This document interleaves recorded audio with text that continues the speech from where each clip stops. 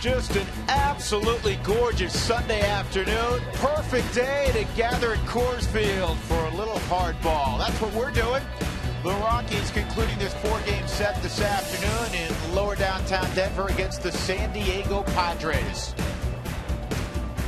And good day, everybody. Glad, as always, that you're along with my partner, Jeff Houston. I'm Drew Goodman. Yesterday did not go well for the Rockies. They fell 4-2 in the story of the game.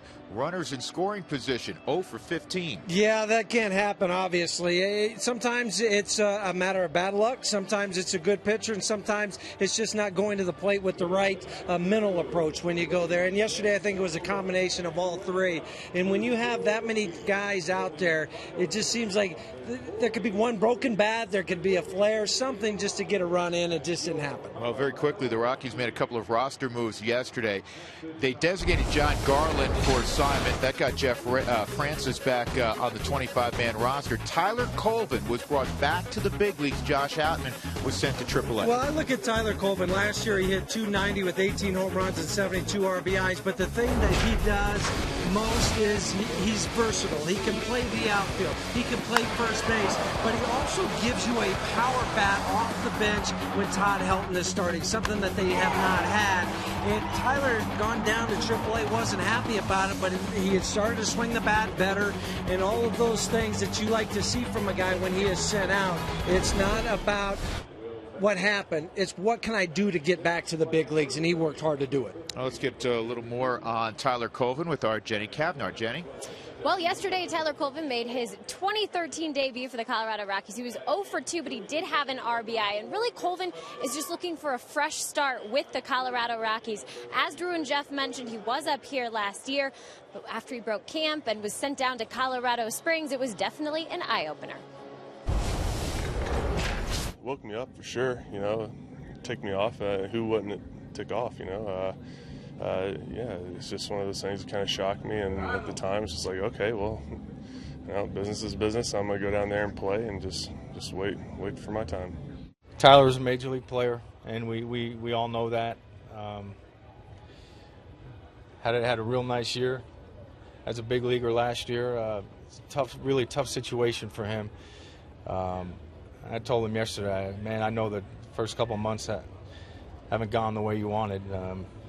But to his credit, he went down there. He's played well, especially lately. He's swinging the bat. He's a major league player. It's good to see him here. Well, what Tyler did in Colorado Springs in 2 months was hit .293, have 9 home runs, and 29 RBIs. Perhaps another potent bat to add to this already tough offensive lineup. Drew? No question about it. He brings a unique skill set. Juan Nicasio has a big arm. He'll be on display this afternoon. We'll talk about the young right-hander next.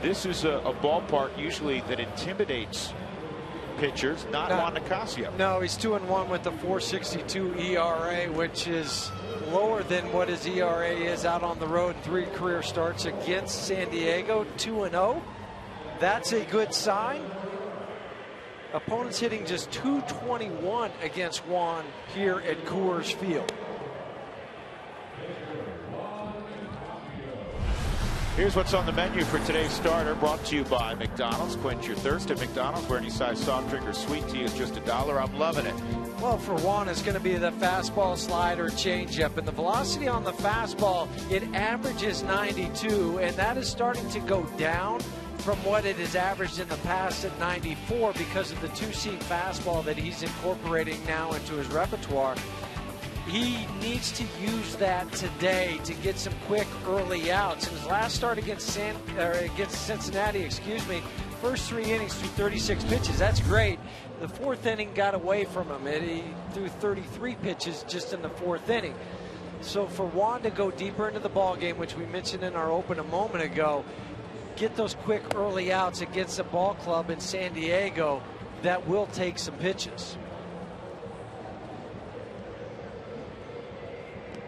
Check the gloves for the Padres. It's brought to you by Excel Energy. We bring you the energy you need so you can live the life you want. Visit responsiblebynature.com to learn more. Cargo's in left, Dexter's in center. Eric Young again for Michael Kadire, who's getting closer to coming back. He'll be in right field. Arenado, Tulowitzki. Johnny Herrera's at second. Todd Helton, who took yesterday off, will be at first base. And behind the plate is Yorvit Torrealba.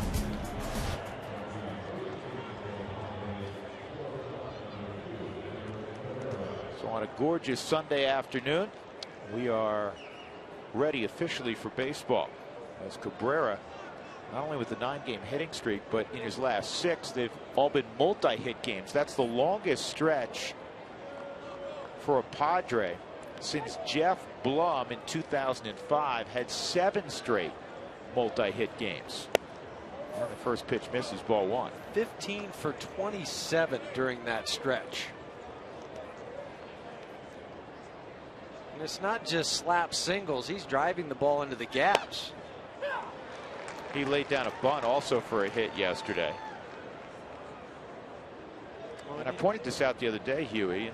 You know, guys grow, especially young players, and he's obviously had a great growth year offensively because he was a .240 hitter entering the season. 2 things for that is, 1, he was Rule 5 from an A-ball club.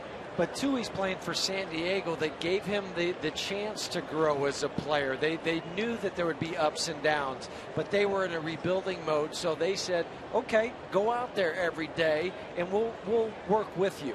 And Bud Black did that. He's also helped nurture him along the way.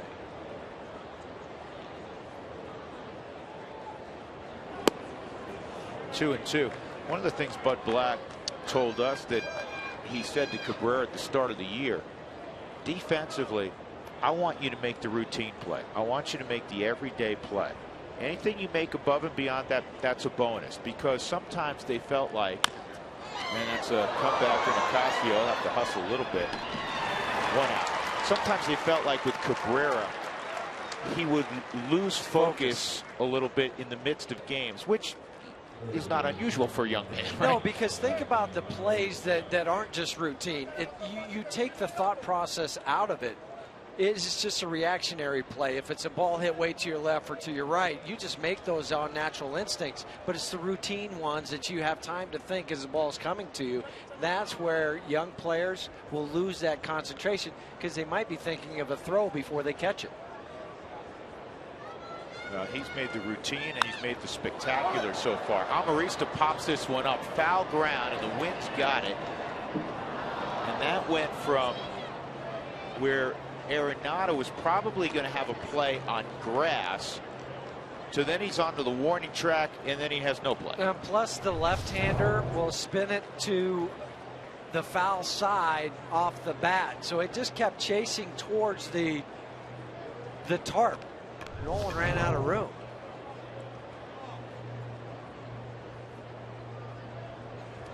One strike count on Amarista.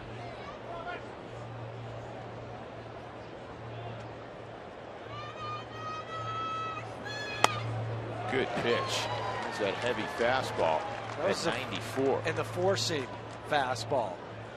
Two-seamer will be 91, 92 miles an hour. Four-seamer 94 to 96. So when you see those velocities, you'll know what type of fastball it was.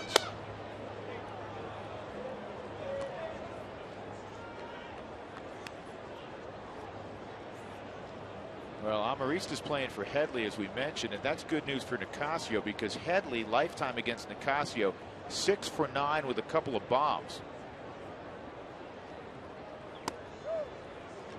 2-2. Well, Bud Black said that Chase Headley was just getting a physical and mental day off. He doesn't like to give Chase days off in Colorado, but he felt like today was the day that he needed. He has struggled offensively since returning from the thumb injury.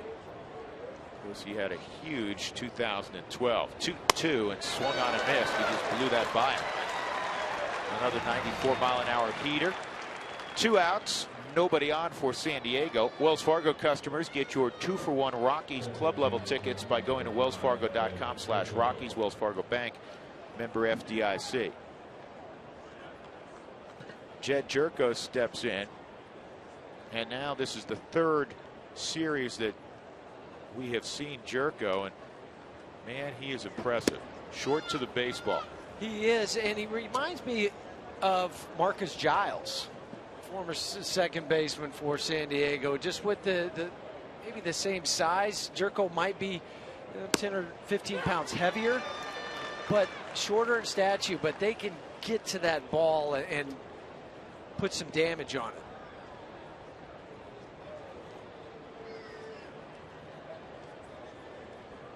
Jerko's hitting .343 against the Rockies this year. And this is lifted to Cargo and left. It's going to be a nice start for Nicasio. You can say that anytime it's a 1-2-3 inning. So Nicasio does his job. We'll see if the Rockies can break out against Clayton Richard when we return.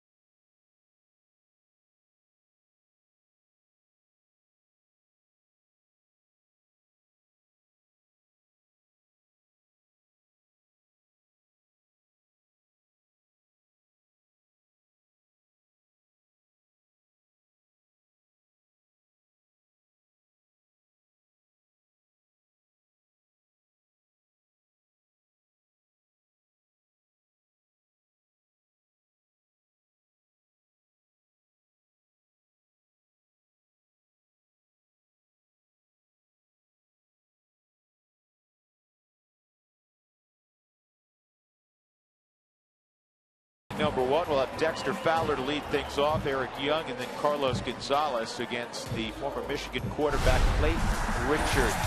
Southwest lineup brought to you by Southwest.com.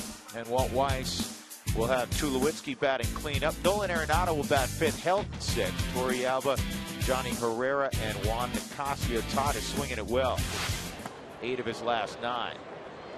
And also swinging it well, particularly from the right side, is Dexter Fowler. 328, 1 home run, 3 RBIs. Just 4 for 24, though, lifetime against Richard. And Richard, who won 14 ball games last year, Huey, is having a forgettable 2013 thus far. You're saying a guy with an 8.38 ERA in June is forgettable? Yeah, that's not what he's looking for, or the Padres. in his last outing in Los Angeles. He lasted 4 1/3. He gave up 6 runs on 5 hits. One of the big issues for him has been the gopher ball. He's given up 12 home runs. Yeah, that's 4th in the National League as far as most home runs allowed. And this ball is lined to right. It's going to drop. And Dexter will put on the brakes. Pretty good job by Will Venable to make sure that Dex wasn't able to stretch that. That's not a bad bit of hitting there, Hugh. No. That ball's up and cutting in on it. Yeah, so you have to pull your hands in closer to your body. And Dexter Fowler does that, but is able to stay on top of it from the right side. And Will Venable's chasing it. At first you think he might get to it, then he couldn't. Gets it back in quickly and holds Dexter to a single. Dex over his last 21 games is hitting .370. This is the 5th straight start for Eric Young Jr. Trying to get it going offensively. 3 for his last 18. And I like what he did yesterday in the 4-2 loss against the Padres. Dex led the game off in the bottom of the first, I should say, with a base hit. EY immediately put down a bunt. Yeah, to try to get the offense jump started after you fall behind 1-0 in the top half of that inning. And he looks to do it again, and this is in a hit situation. Low throw, got him. EY just nailed it first. And I say a hit situation because where he placed that bunt, it would take really a perfect combination of fielding and throwing by Richard to get him out. He did it. Goes as a sacrifice. 1-3. Yeah, Clayton Richard is a great athlete, and we're going to stop it right here. He's got a lane to throw right on the left side of Eric Young. That is the only reason he made that play. If he's right-handed, he doesn't have that lane to throw. Great call by Jeff Nelson. Good call by Jeff Nelson, but he wouldn't have that lane to throw if he was right-handed. He would throw it right into the back of Eric Young Jr.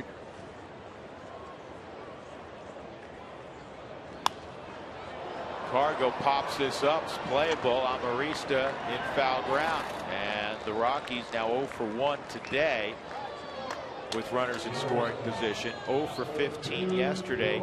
8 for their last 42. Remember a few weeks back, before the Rockies did well in that homestand against the Giants in Arizona, it was the same deal where the Rockies had a multitude of base runners, but they couldn't get a big hit. Yeah, and they're in one of those stretches right now. But all it takes is one hit, and then it starts to snowball to the second hit and the third hit. I think I would be more concerned. Yeah, you're not happy when you go 0 for 15. But I'd be more concerned if it was 0 for 4 and you didn't have 14 other or 11 or 12 other chances out there. The Rockies scored 2 runs yesterday, folks. In 7 of the 9 innings, they had a runner at third base. That's hard to do. And sometimes with less than 2 outs. Yes. Where just maybe a ground ball or a sac fly would get them in. Tulowitzki has owned Clayton Richard, and it looks like he's going to own him some more. Deep left's got a chance to get out. It will. 2-run home run, Troy Tulowitzki. His 4th career home run against Clayton Richard. He is now 9 for 18 off of Clayton Richard with 12 RBIs. There's some guys you just see the ball well out of their hand, and that's clearly the case. Tulowitzki against Richard. Well, when a guy has an 8.38 ERA, you want to make him feel even more uncomfortable in the first inning. And this will do it. As it tried to cut the fastball, or maybe it was a flat slider that didn't do anything, but what it did for Troy is send it over the wall. And it's not just the 8.38 ERA this year for Clayton Richard, but lifetime at Coors Field, he has an 8.10 ERA. And that moves him into a 3rd place tie in the National League with most home runs given up in 13 this season, tied with Matt Cain. Really a huge swing for obvious reasons, and also as we're reflecting back on yesterday's 0 for 15 runners in scoring position. You had an opportunity to score in the first inning, and it was capitalized on. Troy Tulowitzki, who's had a phenomenal first half of the season with a 2-run jack, his 16th of the year. 2-0 Colorado.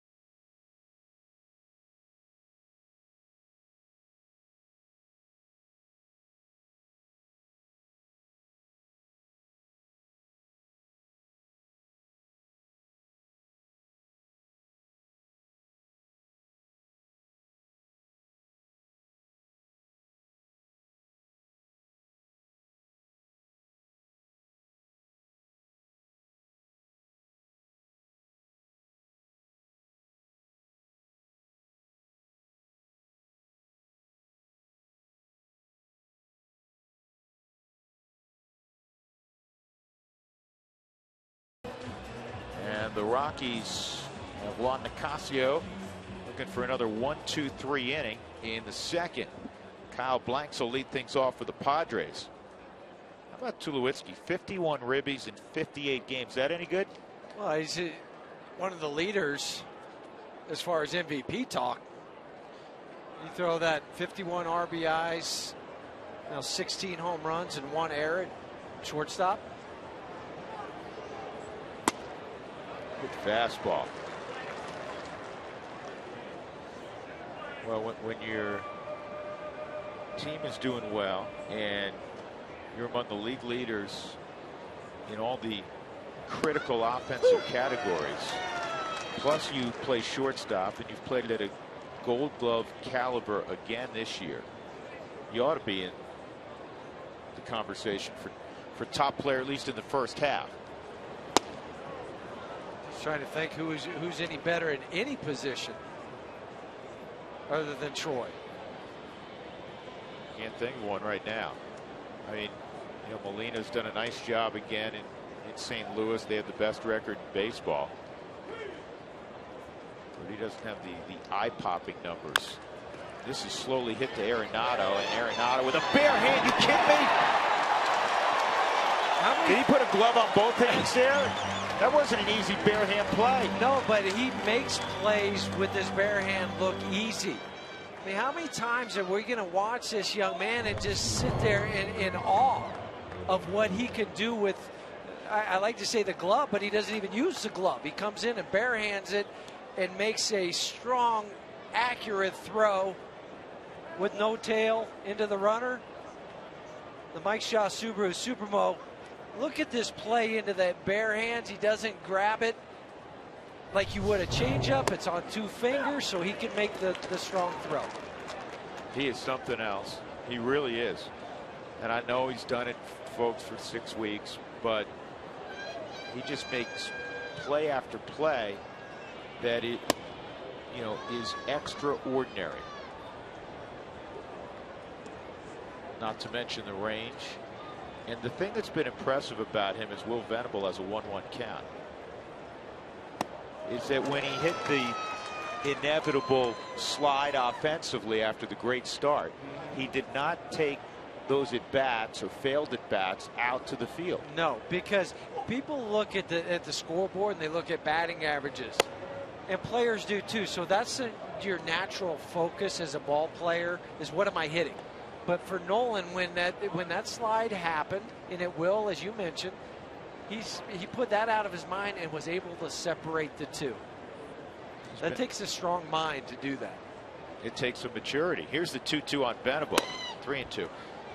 And the other day when he hit the walk-off home run, he basically set himself up for the heroics in run prevention.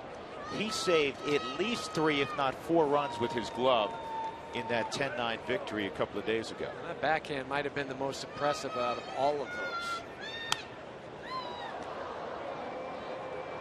Another thing for Nolan too that I appreciate as a former infielder is his awareness of when he needs to cut it loose, come up over the top and give you the 90+ mile-an-hour fastball to first, when he can back off, when he needs to throw sidearm. Sometimes you just need to get rid of it, and he's done all of that. Here's another 3-2, and Nicasio with another strikeout, his second of the ball game. Venable is gone, and there are 2 out in the second for the Padres. Jesus Guzman getting a start at first base today will come up.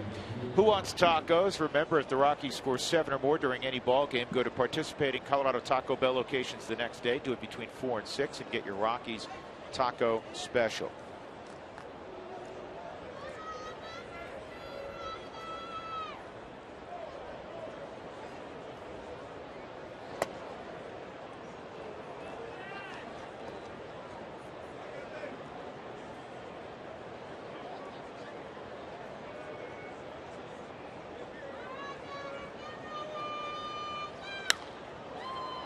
Guzman slices one that will end up in the crowd down the right field line, 1-1.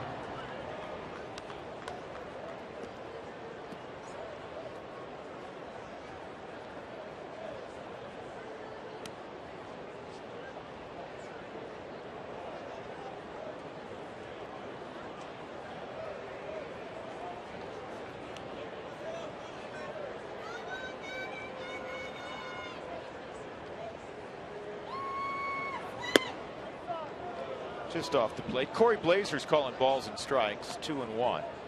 Jeff Nelson at first, Ed Hickox is at second, and Jim Joyce, the veteran crew chief, is at third base. Corey lives in Denver. Pomona High School grad. And for those umpires, when they get a little time in their own house, that's really nice. Here's Arenado taking his time, firing to help. And Nicasio has retired the first 6 this afternoon. Rockies leading 2-0 on the Tulowitzki blow.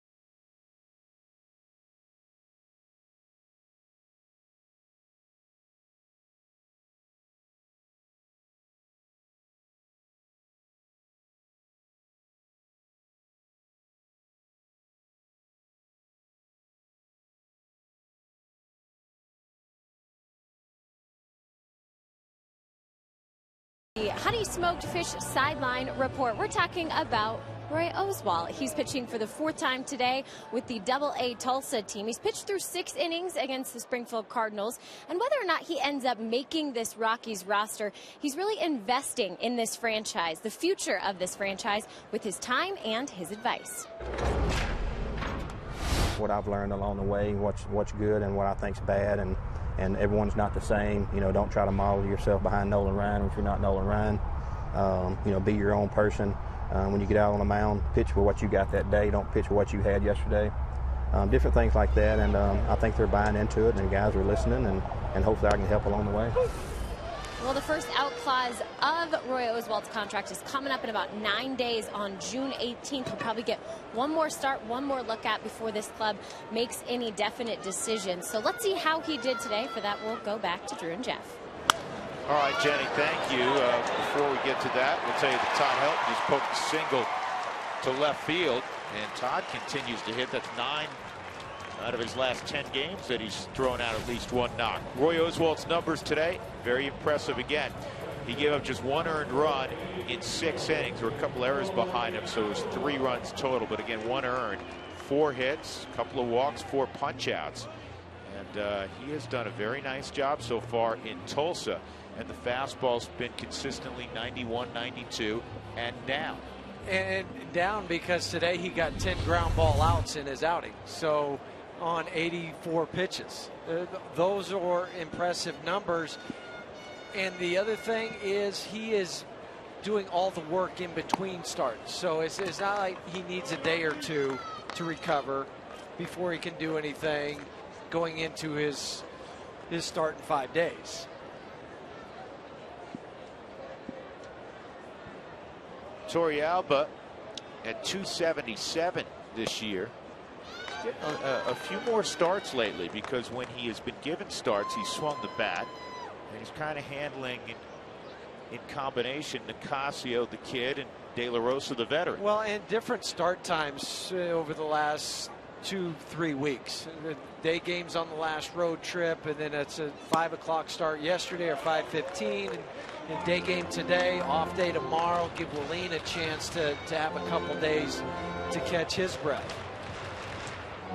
Yorvie with a 3-0 count. Helton at first with the single. Rockies up 2-0 on the Tulowitzki 2-run home run, and that just did touch the zone.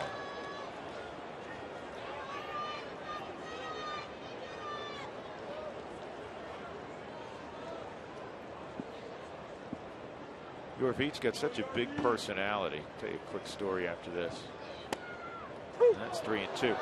During batting practice 2 days ago, he got going with a story and was laughing. I mean, he's laughing as he's swinging. Everybody at the cage is laughing. I mean, he's just got an infectious personality. You need those teammates to bring some levity to this game. You're in the midst of a stretch where you're playing 17, 18 straight. Nice to tell jokes, and I mean, he's chatting up everybody. I've said it before. Tony Pena was that way when he was catching. Is that right? Or hitting, it didn't matter. He just nonstop. You know, and Tony's a guy, and we've talked about this with Yorvie, Huey. Tony's a guy that stayed in the game as a manager and now a bench coach, and I fully expect that Yorvie will stay in the game in a similar type capacity. Well, his knowledge of the game would lend it to being a coach that could just spread his knowledge to every facet. Yorvie does a good job getting a piece of that.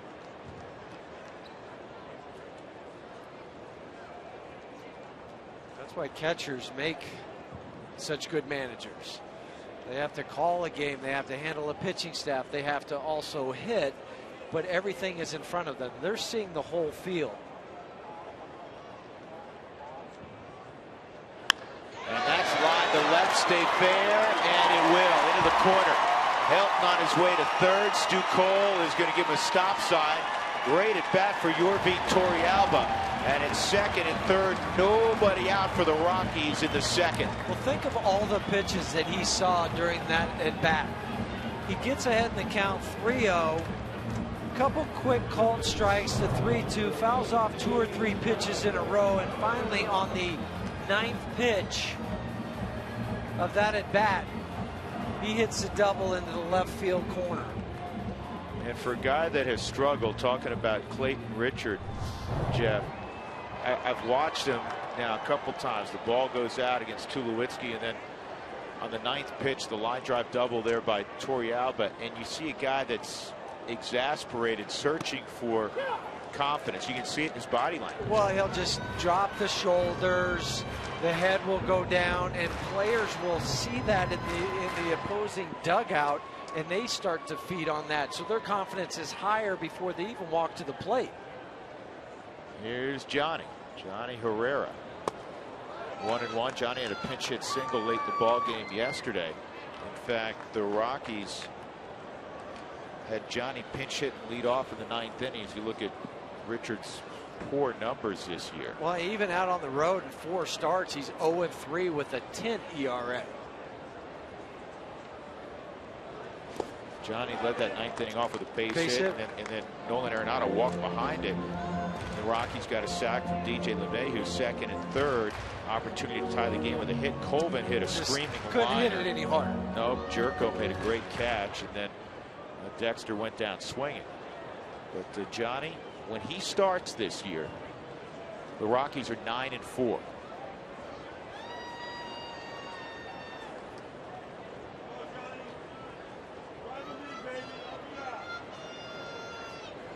(2-1) and Herrera lifts it to left and blanks. Makes the catch. They're going to test his arm. Great throw. Helton's out. It's a double play. Little surprised with his momentum going to the plate, and obviously Todd doesn't run well, that the Rockies decided to gamble, but part of it is because Nicasio is coming up. Sinking line drive to Kyle Blanks, and then he catches it, transfer, strong throw, not even a hop to the catcher, Hundley. He just has to wait for Todd to slide into it. Todd coming down the line, but he was out by 10 feet.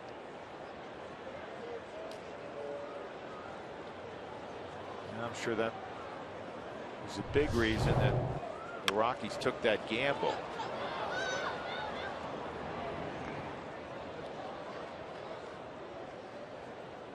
The Padres defense is brought to you by Excel Energy. Make the choices that fit your life, and Excel will provide you the energy to power it. Visit responsiblebynature.com to learn more. Well, Kyle Blanks, who played first yesterday, he's a big man, but he's very athletic. Cameron Maben and Will Venable join him in the outfield. Amarista, Cabrera, Jerko, and Guzman in the infield. Nick Hundley's behind the plate. Padres won yesterday despite 3 errors, which is unusual for them. They've played very good defense this year. 3rd in the league in fewest errors going into the ball game. 29 errors for the Padres.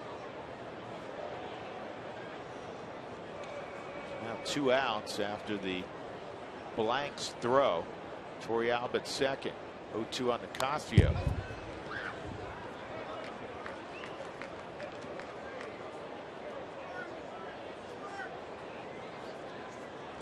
People are probably wondering whose call was that at third base. Was it the third base coaches, or was it the runner? And 9 times out of 10, it's the base runner determining if he thinks he can make it.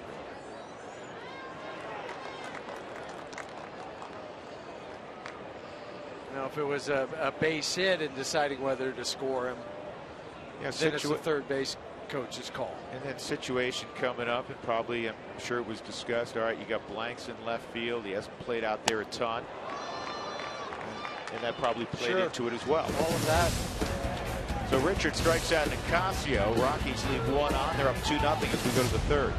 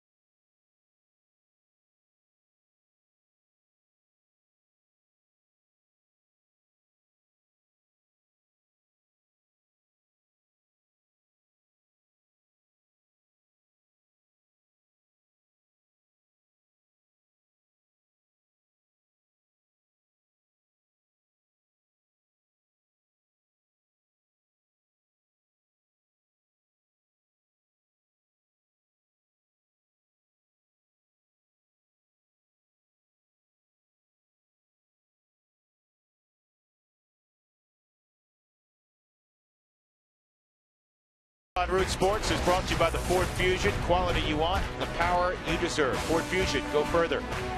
By Southwest Airlines, find our fares online only at southwest.com. And by Connect for Health Colorado, when health insurance plans compete, there's only one winner, you. Rockies looking to be the winners today, and they're up 2-0 on the Padres as we go to the third. Drew Goodman, Jeff Houston, Jenny Kavnar.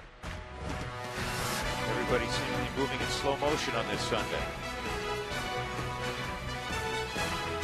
Thanks for ordering up the weather. I will take credit for that. And Nicasio, perfect through 2, will face Maben, Hundley, and Richard in the third. Strong sunscreen day. This is a 50-plus day, SPF. It doesn't work if you have 25 and you put it on twice. It doesn't go to 50. I was watching one of my kids play the other day, and I asked one of the moms for sunscreen, and she broke out some copper tone that was 2. And I said, wait a second. I said, is this 1978? I said, you have 2? Kidding me?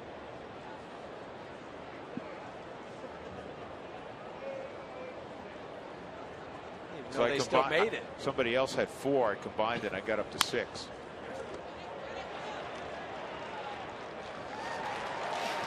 Oh, man. I'll figure that out for you later. Okay, thank you. All right. Arenado throws out Maben. Nick Hundley coming up. Congratulations to Kathy Wilcom from Lafayette, Colorado. Kathy texted pick 3 to us at 720-720 and was randomly drawn as our lucky winner. Look for your chance to enter, and don't forget to play pick 3 from the Colorado Lottery with daily drawings. Strike 1 on Hundley. 2 for 23 this year against the Rockies.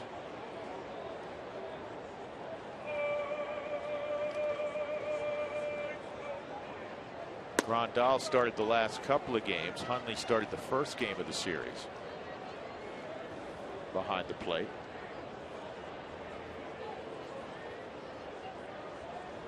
Even though those numbers for Nick are not great, they're a whole lot better than he produced last year. He was sent down last year. After signing a decent-sized contract. Yeah. Last year at San Diego, he had 157 and 204 at bats. And he's gone here. Another strikeout for Nicasio. Boy, he's got a lot of life on his heater. 94 miles an hour with the last pitch. And he's just putting down what Yorvik, or throwing what Yorvik puts down, and that's a good combination. Fans of Washington Nationals make their only 2013 appearance at Coors Field Tuesday through Thursday. Get your tickets today. Call 303 Rockies or go online to Rockies.com to get your tickets. Richard takes a strike.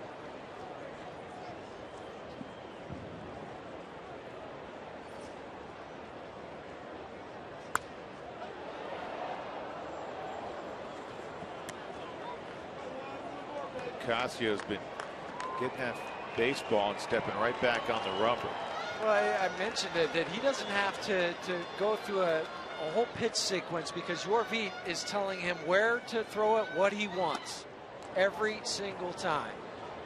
And then he just needs to execute. And so far, so good. 37 pitches, 23 strikes. Shelby Miller of the Cardinals said recently, with Molina behind the plate, he said, he removes all the thinking for me. Whatever he puts down, whatever location he suggests, that's what I go with. I don't second guess anything. And Nicasio right now doing the same thing with that man, Yorvik Torrealba. Great inning again, 2-0 Rockies.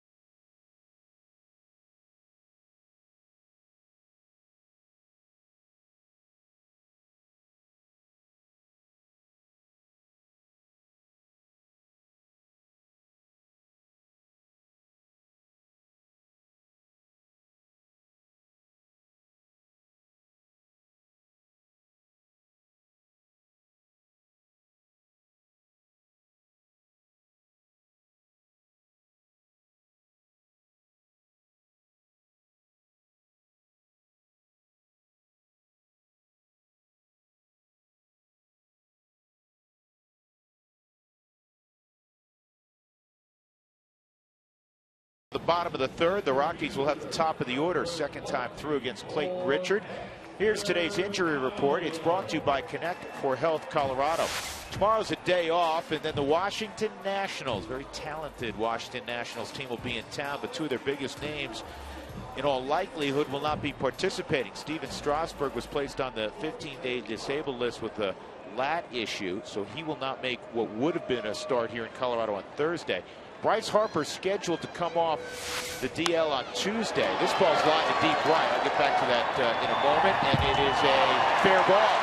Dexter to second with a double. Man, is he on fire. Hitting on the nose, 300 again.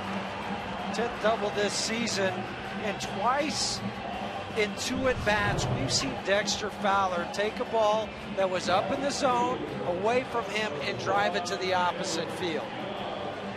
Just the weight transfer, staying behind the ball. That was is probably as good as illustration as you're going to see on the Mike Shaw Subaru Supermo of staying behind the baseball and not getting your weight transfer through your hips too soon.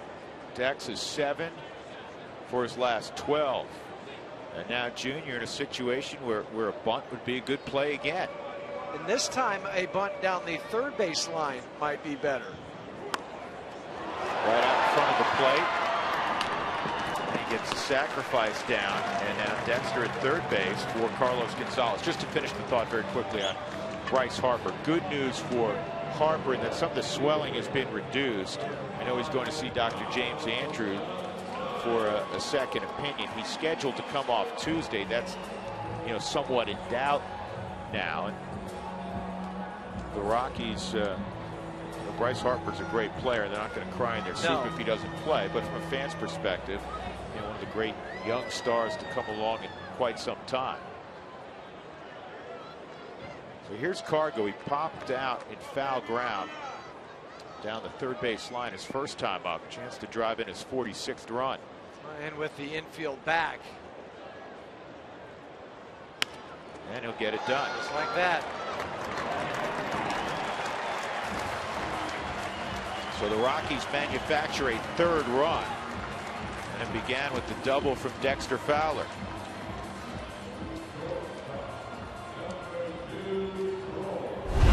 Time for the big hit presented by Mako, the company that repairs all kinds of hits.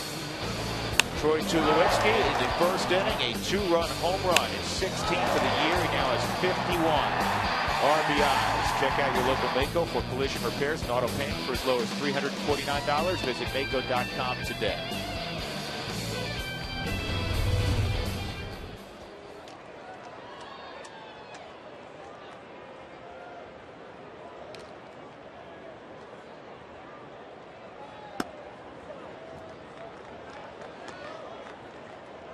Cargo didn't give the big swing there. No. It was a stay in the middle of the field, get it in play swing. Well, he saw where Jed Jerko was playing deep on the grass. Infielder Cabrera was back. And he had a chance in the first inning, and he popped up to third base. He made the adjustment and got shorter to the baseball and pulled that left hand over the top of it as he was swinging to the ball to get that ground ball, just to drive in the run and tack on. That was a team at bat. It's 3-0 on Tulowitzki.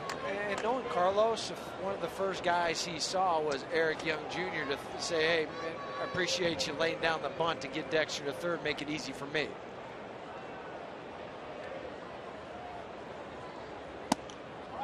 Ball 4. So Tulowitzki walks. Richard says, you know what, I've looked at the numbers. I have them at the forefront of my mind. 9 for 18, 4 home runs. I don't care there's no one on base. You ain't getting anything to hit. No, he just had to rewind 40 minutes and just go back that far to the first inning. That's why he didn't give him anything to hit. So Nolan Arenado, who hit a comebacker, will get his second chance against Clayton Richard. Rockies up 3-0. They've out-hit the Padres 5-zip. Rockies fans, text Toyota followed by your question to 720-720 and watch as your questions are answered during the 5th inning of every ballgame.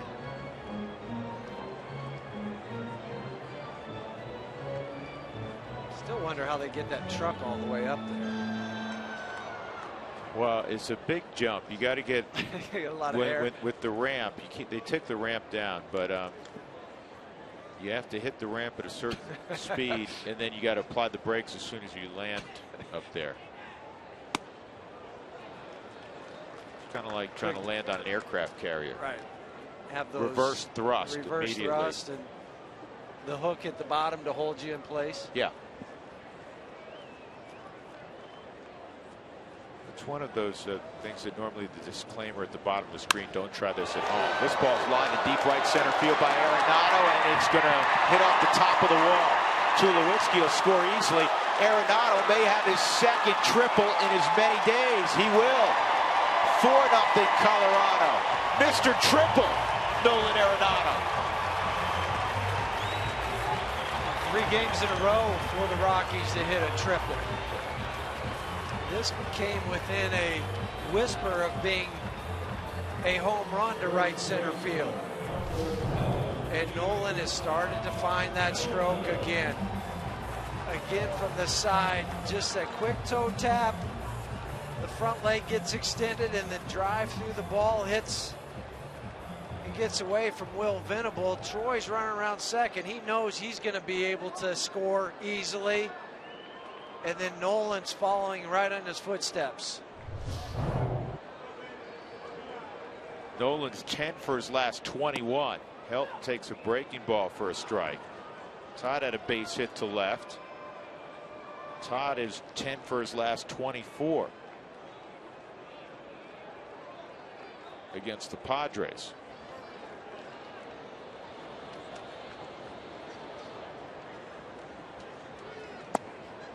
One and one.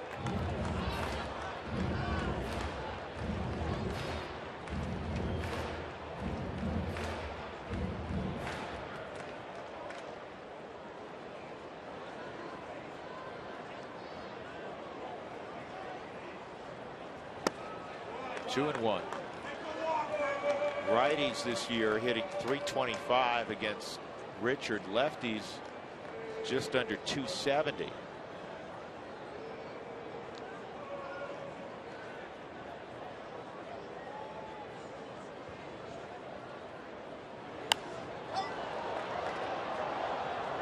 Richard in his career against lefties and held them below .240, so right in that neighborhood.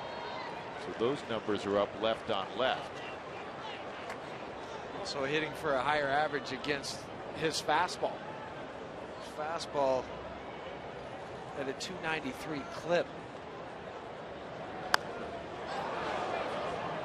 What's that telling me is he's not finishing his pitches. He's not finishing down and out in front to get movement down into the bottom part of the strike zone. It's more of a push coming out of the arm so the ball will stay flat. He just has that confounded look right now on the hill. And what's unusual is he has over 4 years in the big leagues. He gets a strikeout there. Yeah, today's his 127th start. Rockies get 2 more. Dexter Fowler in the middle of things again, as was Nolan Arenado.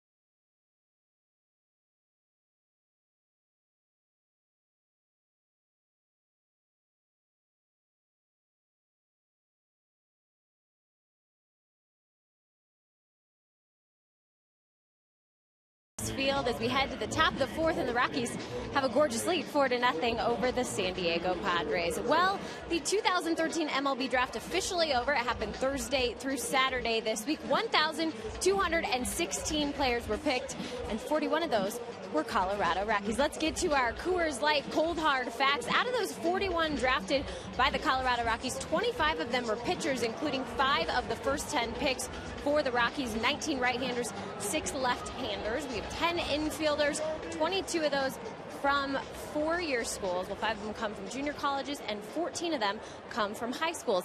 That includes the 22nd pick for the Colorado Rockies. It happened to be number 22's son. We're talking Walt Weiss's son, Brody Weiss. He was drafted out of high school by the Colorado Rockies. So very exciting for him, but I think he's going to choose to go to UC Santa Barbara next year for college. And another one of the Rockies, Nolan Arenado, his brother was drafted. We'll have that story coming up later in the 4th inning. For now, let's send it back to Drew and Jeff.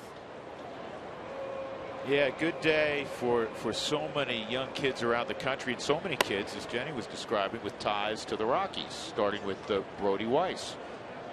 It's exciting no matter who drafts you, but to have the team that your dad is managing, who has played for, and you're following in his footsteps as a shortstop.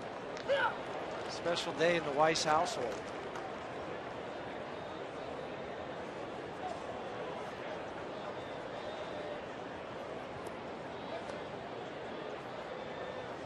Everett Cabrera with a little comebacker his first time up. Here's the 1-1, and that's bounce foul. Well, let's take a look at some of the family ties. Jonah Arenado. Boy, I tell you what, Nolan was so proud of his younger brother getting drafted. He said the only disappointing thing is, man, I hate that he went to the Giants. I walked in with him yesterday. Hunter Brothers, hard-throwing right-hander, chatting with Rex today. He's built like Rex, maybe even a little bit bigger. He throws right-handed. He's touched the upper 90s as well. Ronnie Gideon, son of Rockies minor league supervisor Ron Gideon, and Ronnie's a big, strong kid, third baseman. Rockies drafted him. Marco Gonzalez went in the first round of the Cardinals, 4-time state champion for Rocky Mountain High School.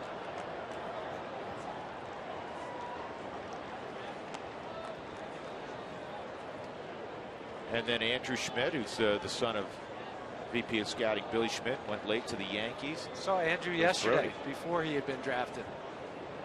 It's just fun to see some of those young kids and talk to him. He's playing in the same tournament my son Cody was playing in. Nicasio, just tag him. There you go.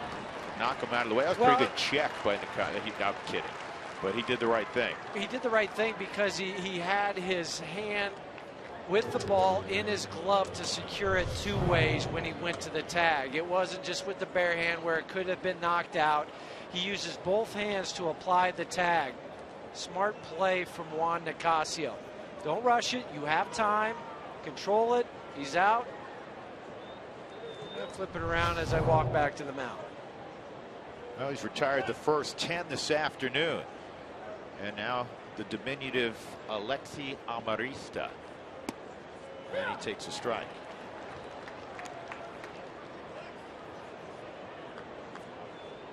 Cabrera's made an out 2 straight times. That hasn't happened in like 3 weeks for him, it seems like. He can make it out the next 3 times, and Rockies will be happy. Actually, you hope it's just twice. You hope he doesn't even come up 3 more times. Sure. I was just thinking as a leadoff hitter. Yeah. I know how you were thinking. I've been around you. Yes. Here's the 0-2. There's heavy sink on these baseballs today from Juan. We've seen some swings that have generated just enough of a foul ball. It's not the straight back foul balls. It's just the ground balls weakly. It's 3 1/3 in, so you don't want to get ahead of yourselves. But if Walt Weiss could have looked in his crystal ball this morning and said, man, it'd be nice to get some length out of Juan Nicasio today, that would be ideal.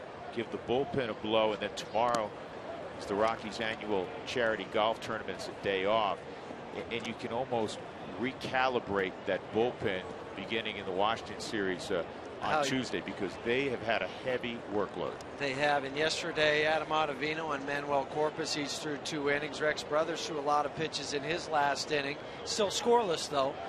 But you're right, to be able to sit there and say, okay, everybody's fresh and ready to go. And there's another strikeout. That is number 5 for Juan Nicasio. And he's getting these strikeouts because he has been pitching ahead. And that was on a hard slider. Wanted it down, and it was 84 miles an hour, buried it. Hitters won't chase that if it's 2-1. But 2 strikes, I like the finish out in front with the release point. Head stayed behind the ball and just bury it. And now Jed Jerko. Quickly, so 1 strike count on Jerko.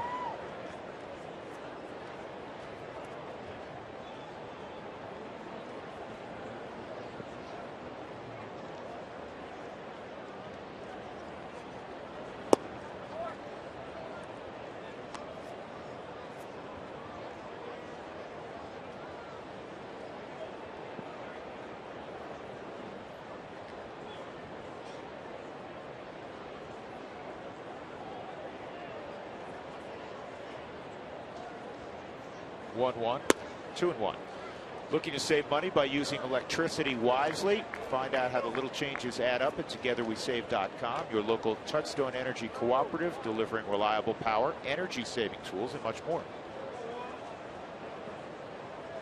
Busy concourse. Want to know why? You need a refreshment on a day like today. This area right there, that's all shade too.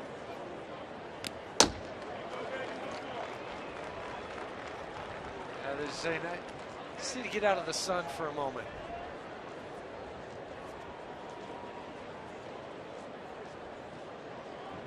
Maybe they're looking to buy that copper tone number 2. If they can still find it.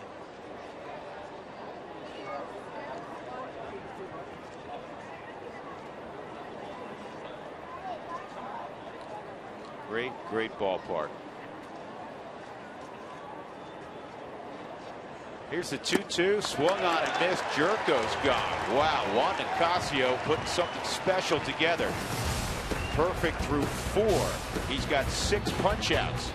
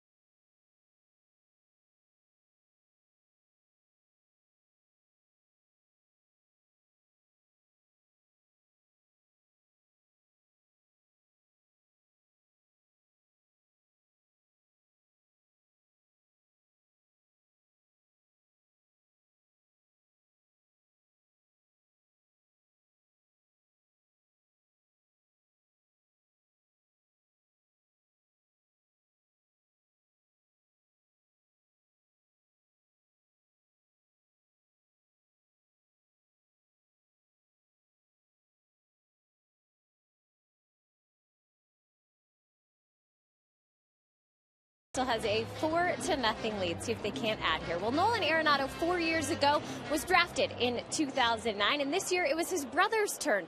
Jonah Arenado got drafted by the San Francisco Giants. It happened in the 16th round yesterday, and, well, they want to move him from his position at shortstop over to third base. I think that's something his older brother knows a thing or two about.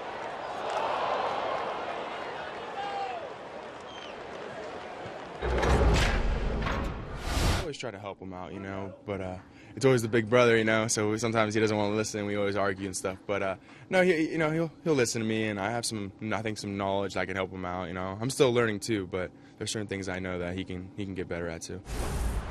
Well, the Arenados were a bit disappointed and had to admit they thought that he would go on day 2 of the draft, which was 2 days ago, obviously, and Nolan kept. He said, "Has my brother been drafted yet? Are you on the draft tracker? Is he drafted? I gotta know." So he was very excited, to say the least, very proud of his little brother. And as we've seen Nolan, I think he does have a thing or two to help his younger brother out with that transition over to third.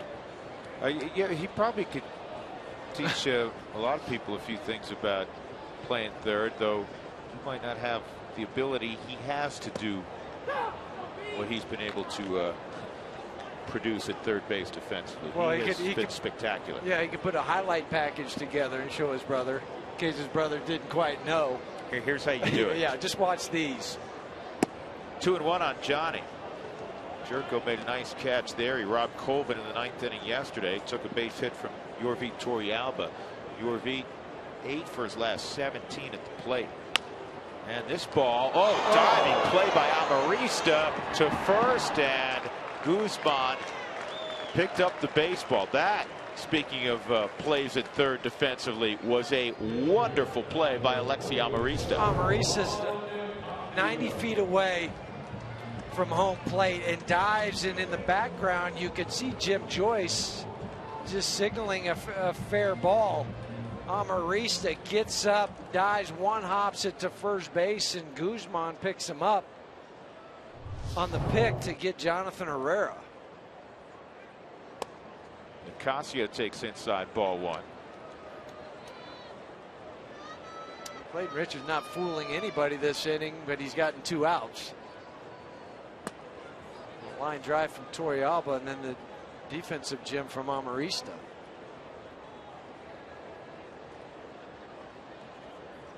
(2-0) on Juan. 4 runs, 6 hits for the Rockies. A bunch of bagels across the board for San Diego. Casio with 6 punch-outs.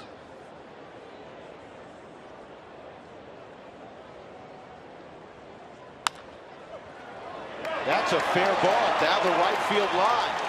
And Juan, they say, I'm going to take the single and hold everything right there. So Nicasio with a base hit. With 2 outs, Dexter Fowler will come up. A third base hit for Juan this season. Late on the swing, that's okay. Just put it inside the bag at first base. Way late on the swing, but that's okay. Put the ball on the bat on the ball, never know what will happen.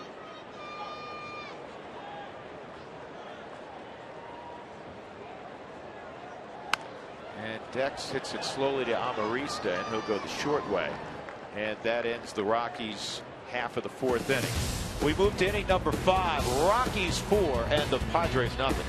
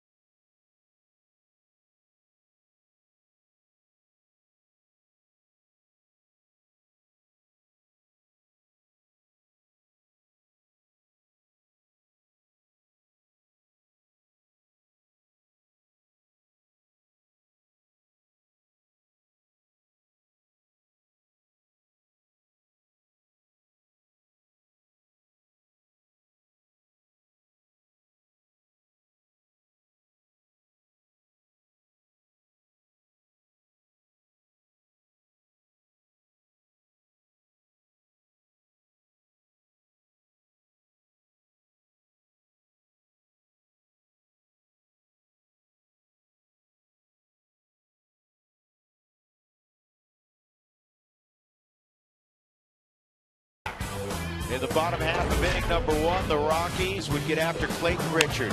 Guess who? Number 2, Troy Tulowitzki with number 16 on the year, a 2-run shot. And then in inning number 3, Nolan Arenado with a triple to right center field. His second triple of his career. The first came yesterday. Tulowitzki, who had walked, comes around. You're up to date. Rockies leading 4-0. Cooney Lexus, where luxury has a new address, now open in Greenwood Village. Nicasio has set all 12 hitters he has faced down thus far, half by way of strikeout. He'll face Kyle Blanks, Will Venable, and Jesus Guzman in the 5th. So you've been working on your short game, my friend? I have. Tried to, anyway. You ready to go? Yeah, I'm ready to go, and also the long drive contest tomorrow. I'm not worried about the long drive contest. You're not? Tomorrow, the annual Rockies charity golf tournament, which is always a blast. It raises a ton of money for charity, a number of great causes, and it'll be held once again at the beautiful 27 holes of the Pinery down in Parker. I love playing out there. It's fun. It's down in my neck of the woods, so it's a short drive for me. Will you bring me, because in case I'm running late, will you bring me my Starbucks? In case you're running late? What? Yeah. Well, it's a little farther for me to get to the Pinery than it is you. I mean, it's right around the corner for you. I understand that, but you're late every day. On now? All right. The game hasn't started without me yet. No, it hasn't. Kyle Blanks robbed of a hit by Nolan Arenado his first time up on a kind of a slow roller that Arenado grabbed bare hand and threw him out. Not just missed, ball 1. I like the Pinery just because all 3 nines are different styles. Yep, very, very distinct differences with all 3 nines. So our Toyota Talk inning. Try to answer some questions here as Nicasio throws a 2-0 pitch, and that's bounced foul as a 2-0 slider. Here's our first question. Has a rookie ever won a Gold Glove? Does Arenado have a chance? Somebody asked me, that's Cash in Colorado Springs. Somebody asked me that earlier today. Does he have a chance? This is high and deep to left field. Cargo at the wall, leaps. Got it. He caught it. Carlos Gonzalez takes a home run away from Kyle Blanks and keeps the Padres hitless. Remember that play. Outfielders have to measure where they are in relation to the wall. Carlos measures it. He doesn't get too close before he jumps because he knows if he's right up next to the wall, he won't have any space and his shoulder will jam into the yellow padding and he won't be able to leap as high. What a play. He didn't even catch this in the webbing of his glove. He caught it in the palm. Just another routine play, and that's right, fans, vote for Cargo. Don't forget about Carlos Gonzalez in the All-Star game. He deserves your votes.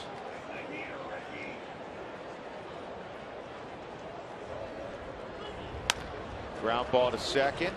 Johnny goes to a knee, which you can do on the right side. 2 outs. Well, let's answer that question more officially. Rookies have won a Gold Glove before. It's happened 9 times. Most recently when Ichiro won one for Seattle in 01. A former Rocky, Charles Johnson, when he was catching for the Marlins back in 95, won one. Sandy Alomar Jr., another guy who briefly was a Rocky. Won one in 90. Freddie Lynn, who won every award in 1975. Yes. Rookie of the Year, MVP. A lot of catchers on that list. Tommy Agee was a terrific center fielder for the Mets. Won one when he was a member of the White Sox in '66. So it's possible for Nolan Arenado. And I know this. Everybody who comes to town in the opponent's dugout is taking notice of how 28 can play the hot corner. And that's what it takes, is a reputation before the end of the season. He's quickly earning that reputation.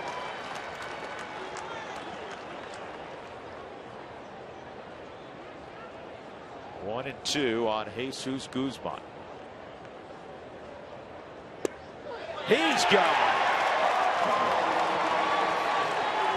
5 outstanding innings from Juan Nicasio. Not a blemish. 7 punch outs to boot. Got a little help from his left fielder this inning. 4-0 Rockies.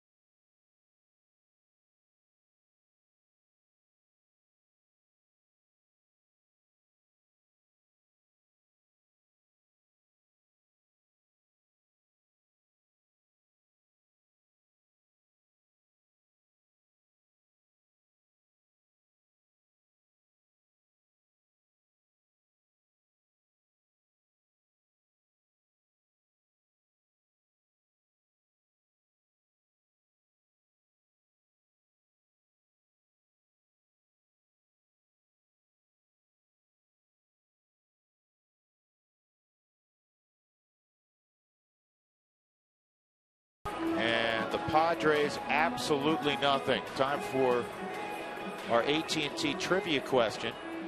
The Rockies went 0 for 15 yesterday with runners in scoring position. What's the Rockies' record for most hitless at bats with the RISP? Eric Young Jr. leading off here, then Cargo and Tulowitzki. EY a couple of sacrifice bunts so far to move Dexter Fowler along. And a ground ball to second. Jerko's got it, 1 out. Fans, follow the Rockies on your phone or iPad with the MLB.com at Bat 2013 app featuring pitch tracking, stats, highlights, and more. You can also go to Rockies.com for more information.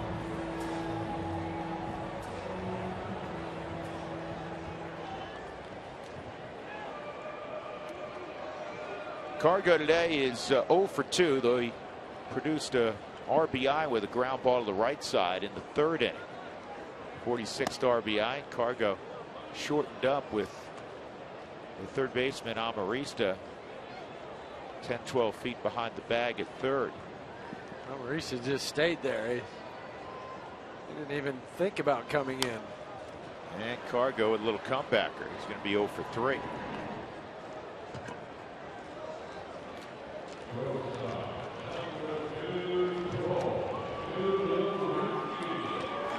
Two outs in the 5th, and here comes Tulowitzki,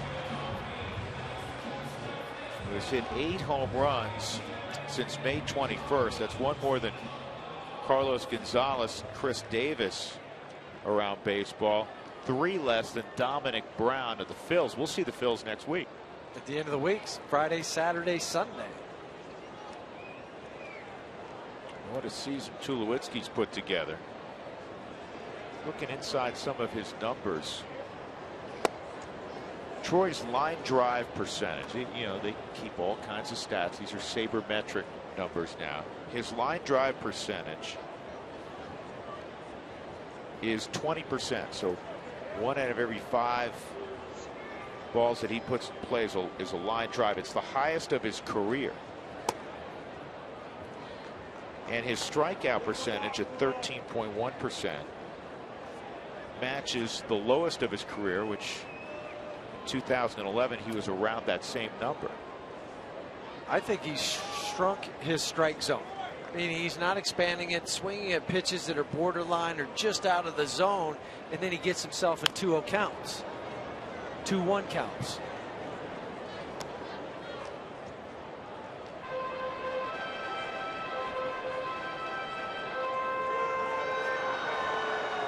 And then if a pitcher does make a mistake, he makes him pay, and not just with a single, although that happens. It's with the bombs too, the home runs. 2-2, big swing there. How far did it travel is brought to you by AAA Colorado. His home run in the first inning traveled 373 feet. That was his 16th of the year, one behind club leader Carlos Gonzalez with 17. And it's 3-2.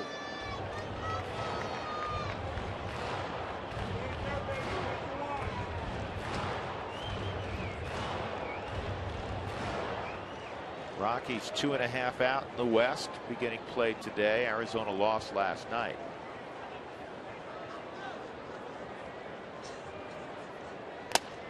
And a good pitch by Richard.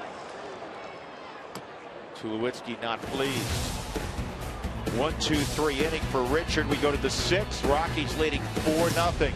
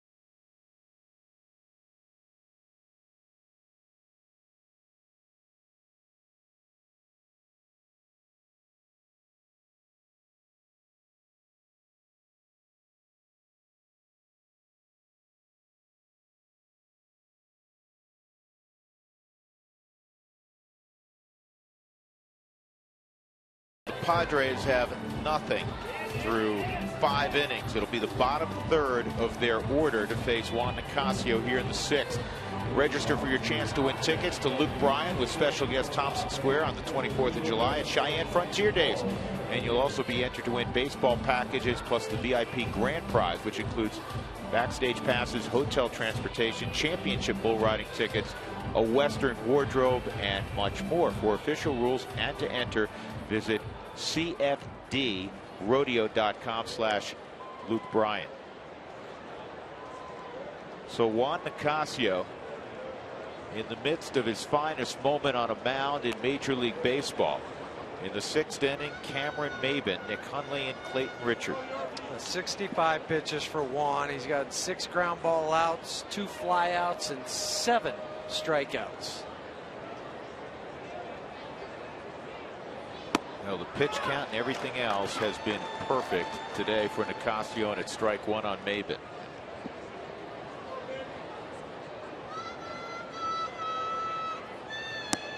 One and one.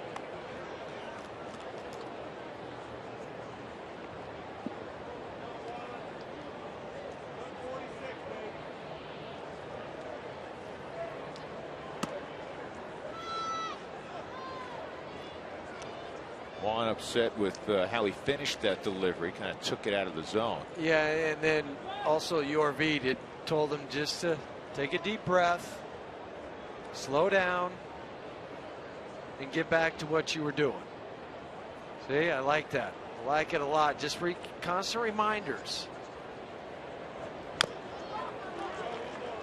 2-2. Might be the best slider we've seen from Juan this year, consistently. And it may be the best fastball also. Hitters always talk about pitcher having late life on their heater. It looks like that's what he has. Usually we see a lot of foul balls with Juan. Have not seen that today. 7 punch outs.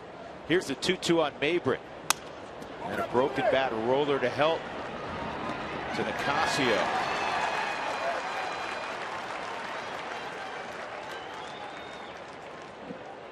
Nick Hundley coming up. We thank you again for texting in your questions. It was a quick inning. We apologize for not getting to more. For other answers to those questions, visit the Root Sports Facebook page at facebook.com/RootSportsRM. Tracy Ringlesby is sticking around to handle some more questions. Hundley struck out his first time.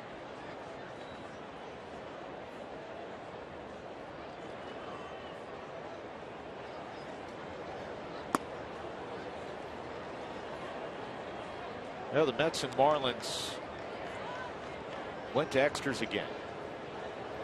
But after yesterday? Yeah, they played 20 yesterday. They cut it in half today. They played 10 today. Marlins won again, 8-4. Marlins have 18 wins. 8 have come against the Mets. So basically, if they could play the Mets every day, they'd be in the World Series. Mets were 0 for 19 with runners in scoring position yesterday. This is Toronto and Texas went 20. They went 18. 18. Yeah. Yeah. 1 ball, 1 strike on Hundley. Line drive into the crowd foul.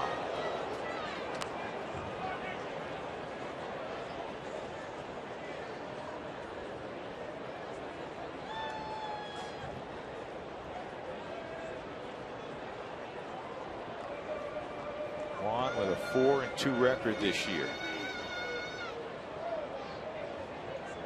Looking to go 5-2. Here's the 1-2, and it's high.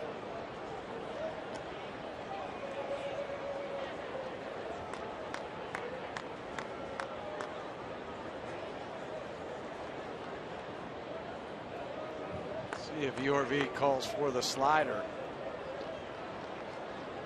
Get Nick to chase it.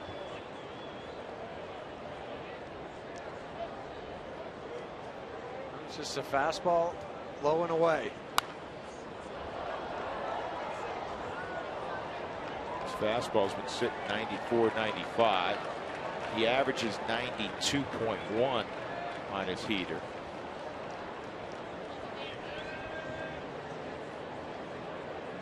Big, strong, very likable young man, Juan Nicasio. He's had to battle with so much adversity the last 2 years. There's this point where he wants the slider. And this ball's hit well to left, and this one Cargo won't catch, and that breaks up the perfect game. With 1 out in the 6th inning, Nick Hundley hits his 4th home run of the year. And the crowd ought to give him a standing ovation. That was a terrific first 5 1/3. And some are doing that right now. And they should, after what he and how he pitched it. That's a slider away from Nick Hundley. They wanted to pitch down in that area, and it just backed up on him. A back foot off the ground to get so much more power through the ball.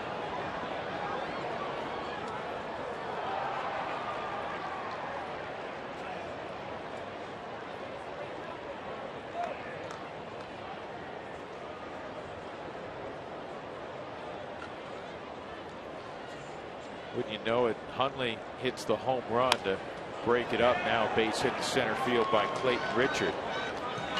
Hundley had been 0 for 14 prior to that swing. And you described it well. It was a slider that didn't have any bite, just kind of stayed in the middle of the plate. And just one slider that didn't break. Reaction from Juan. But don't lose your focus. I know it hurts. You had a magical game going, but it's still just one hit, one run. Exactly, and you see the Padres come back already in this series. The Rockies had 2 6-run leads erased by San Diego a couple of days ago, and Rockies won on the Nolan Arenado home run 10-9 in the 9th inning. It's just a 4-1 ball game. You have a decent lead, but it's not like the Padres are out of this. Everett Cabrera 0 for 2. And Cabrera with a base hit. So he now has a 10-game hitting streak. And that's going to bring the tying run to the plate. 3 straight knocks.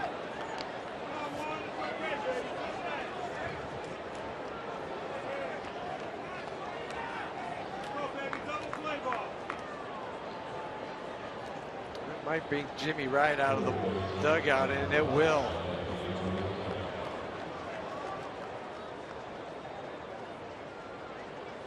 Just a quick jog to the mound to help slow things down for Juan. Auto glass damage, call Safe Light Auto Glass, America's vehicle glass experts, at 303-287-5000, or go to safelight.com. Cabrera with that 10-game hitting streak, that's a career best. He's hitting over 500 in June, which is the best mark in the National League. His teammate Carlos Quentin is second. Also the 107th time he's reached base this season. That's more than anybody.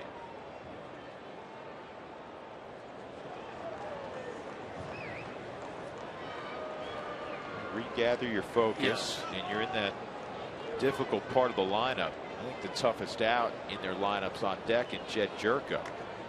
Amarista struck out twice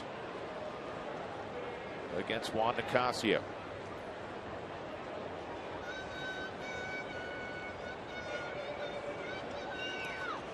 Good block. Outstanding block.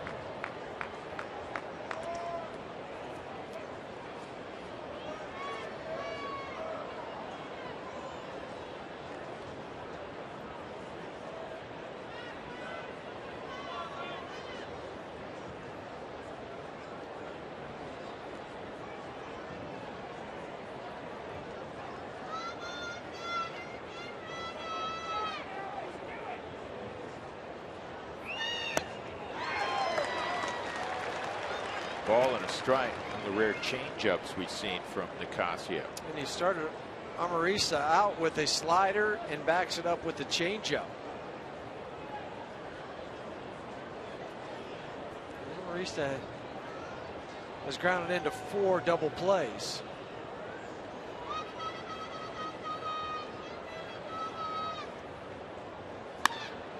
And that's a base hit. Richard around third. He will score. And it's 4-2. That's 4 straight hits and 3 in the same spot.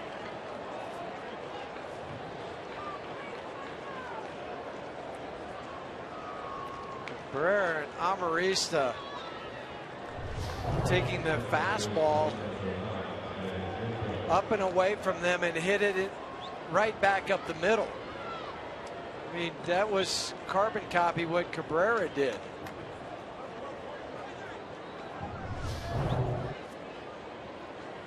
Hate to say it, but this game's starting to feel reminiscent to the game on Friday. Escalona now firing in the Rockies bullpen. Everything going the Rockies' way. Nicasio literally perfect through 5 1/3, and now it's 4-2. Jed Jerko is at the plate. He represents the go-ahead run. Cabrera at second, Amarista at first. Plenty of speed on for the Padres. 1 out in the inning, and that's a strike on the outside corner. Jerko a fly ball to left and a strikeout. Jerko 190 average with runners in scoring position, 11 for 58. take one of those atom balls to an infielder, roll it up, and go to the dugout.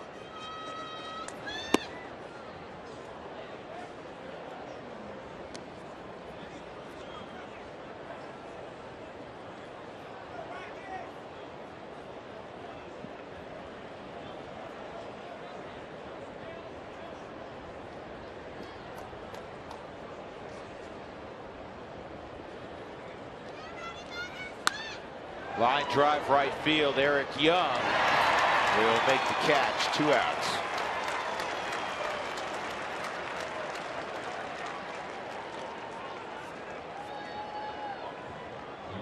And now another dangerous man, Big Kyle Blanks, who was robbed of a home run his last time up by Carlos Gonzalez. He hit a home run Saturday. He hit a home run Friday. The first 10,000 fans Tuesday will receive a coupon good for a Hebrew National Dollar hot dog. Get your tickets now to see the Washington Nationals take on your Colorado Rockies. Tuesday, June 11th, Hebrew National Dollar hot dog night.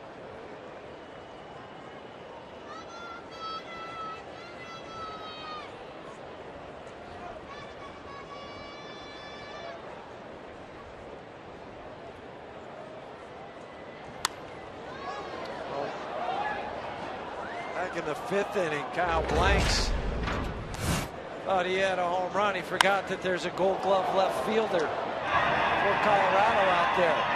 Carlos Gonzalez jumps, leaps, times it perfectly. So it's not so fast.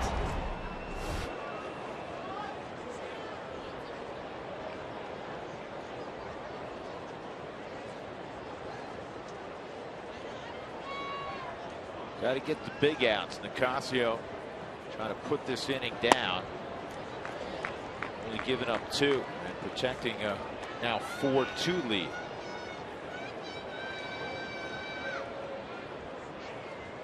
Blank's a .333 hitter with 5 home runs, 16 driven in over his last 20. We mentioned how tall Kyle Blanks is, how big and strong he is, and he still likes the ball on the inner third.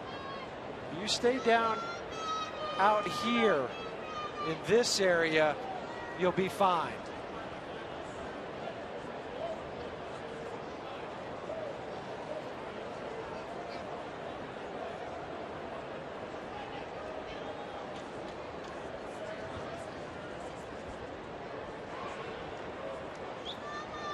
One.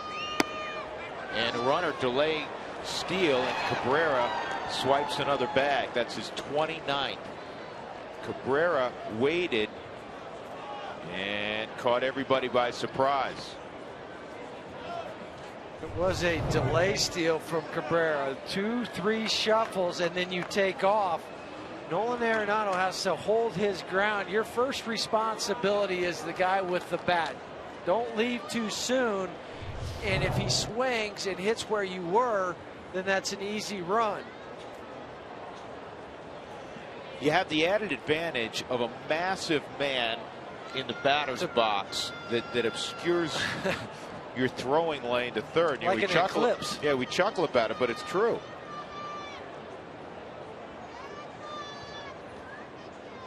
Two-one. 3-1 on Blanks.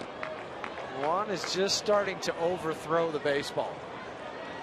As hard and as fast as he's falling off towards first base, instead of staying through it and on line, he'll hit and then spin with the heel, and that'll cause an upper body rotation, and you'll yank the ball. So it's tough to get the ball glove side to the outside corner.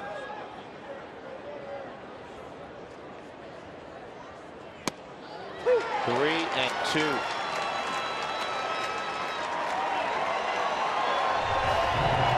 3-1 slider that locked up Kyle Blanks.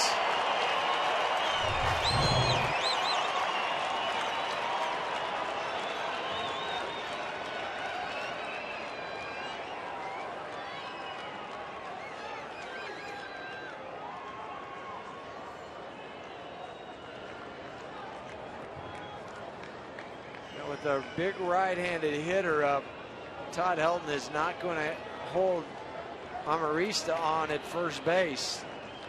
Get back behind him 2 or 3 strides to give more range. Here's the payoff pitch, and Blanks wastes this one.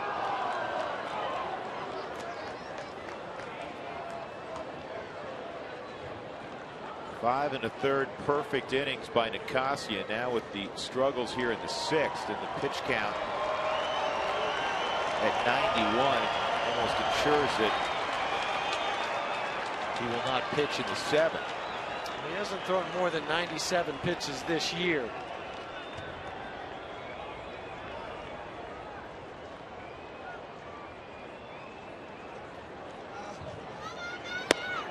Just missed, and now the bases are loaded for Will Venable. And the Rockies don't have a quote-unquote situational lefty. Not that they were using Josh Outman in that role. They were using him as a hybrid role, throwing multi-innings. But Josh Outman now in AAA, and the only lefty down there is your closer, Rex Brothers. So you can't go and say, all right, we're going to match up right now with Venable. So it's going to be up to Juan to finish this up.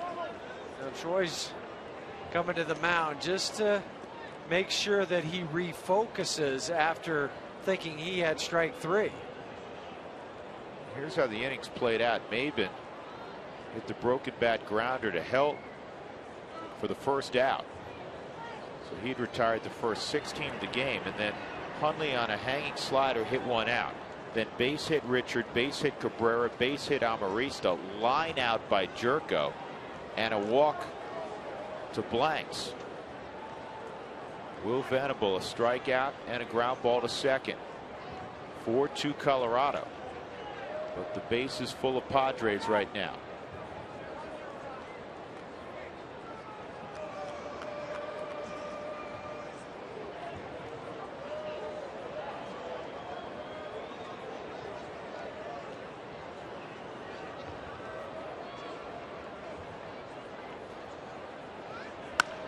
Venable hits one to deep left. Cargo going back, still going back, makes the catch right at the wall.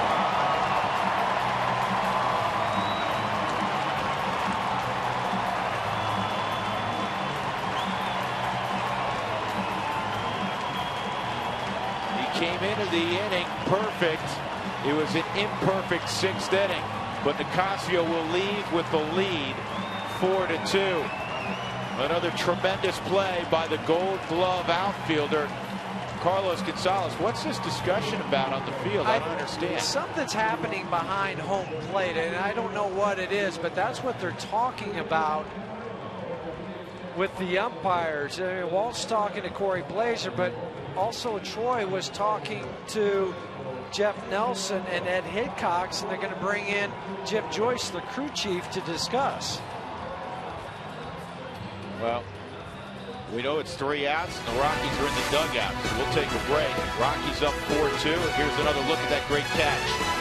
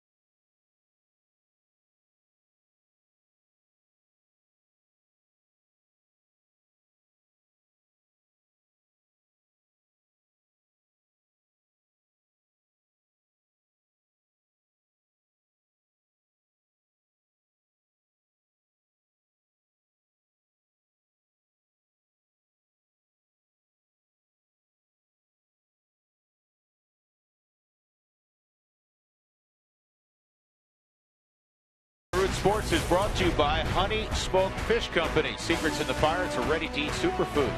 By Comcast, advertise your business locally on the network's People Watch. Go to ComcastSpotlight.com for details. And by CenturyLink, your link to what's next.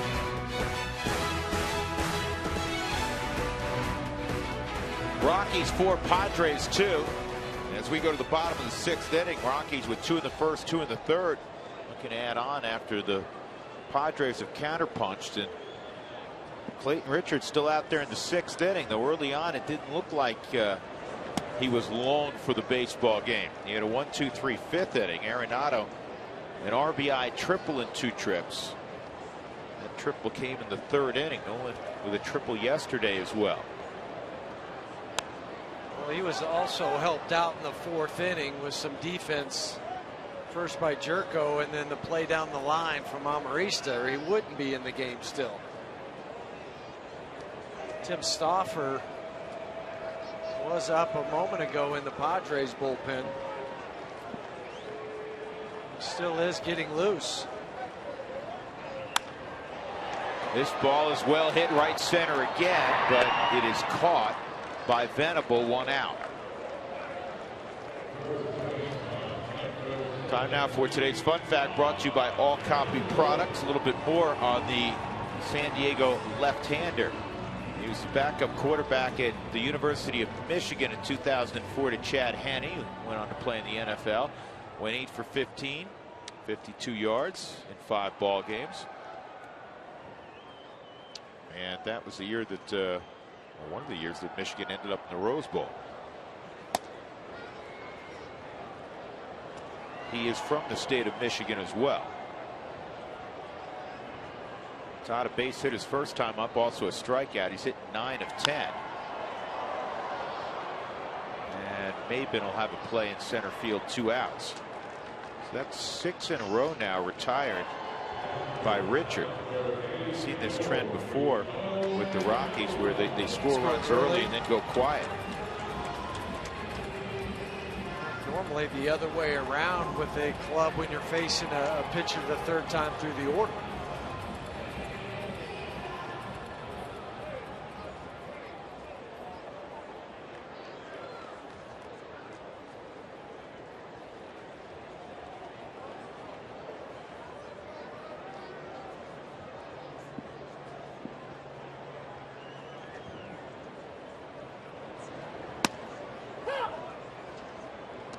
Strike 1 on Torrealba. Double to left and a line out.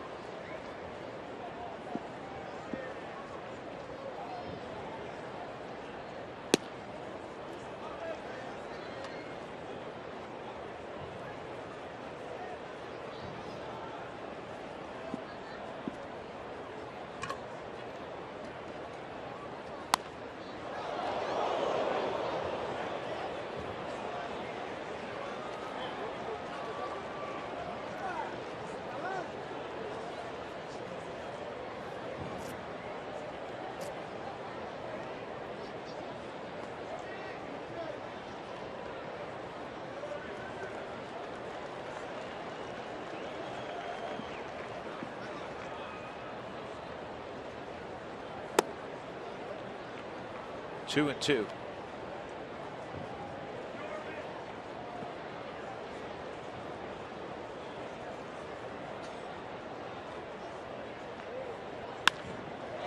And another hit for Torrealba. Simple approach. See it, hit it where it's pitched. AT&T trivia question. The Rockies yesterday 0 for 15 with RISP. What is the Rockies' record for most hitless at bats with runners in scoring position? Well, they were 1 off it a few years ago against the Reds. They went 0 for 16, but it came in a win. They were aided by 5 miscues by the Reds. Johnny Herrera fouls it off. For the Rockies, Jordan Pacheco has come to the on-deck circle to hit for Juan Nicasio. Tommy Lane has also joined Tim Stauffer in the bullpen. Lane, the one of two left-handers for the Padres.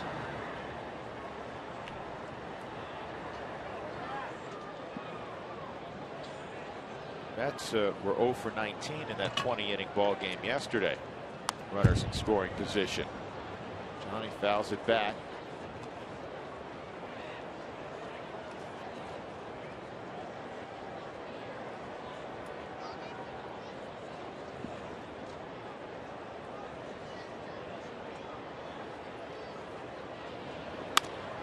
Yeah, Clayton Richard. I don't know if he fielded that or just made a goalie save.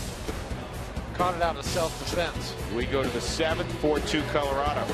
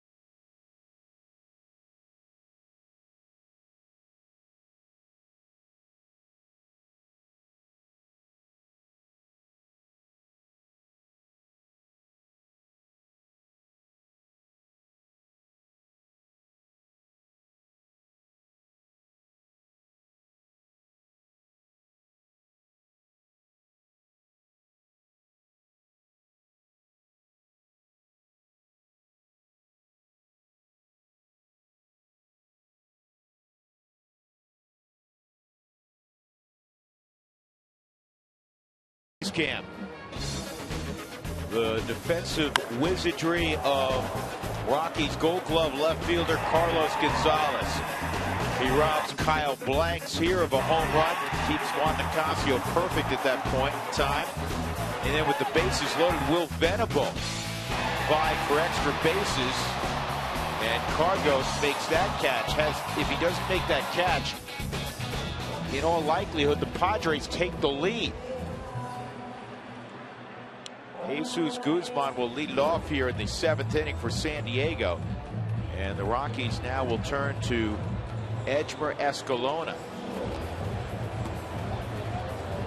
Here again is where, very quickly as you look at Escalona's numbers, where the injury to Rafael Betancourt has affected this bullpen, because everybody's got to slide up. Normally up a couple runs, you'd see Belial here, Brothers in the 8th, or maybe vice versa, and then Betancourt in the 9th. Yeah, but now it's going to be up to Edgmer to come in and just calm the waters, keep them where they're at right now with the 4-2 lead, 21st game on the season, 3.38 ERA.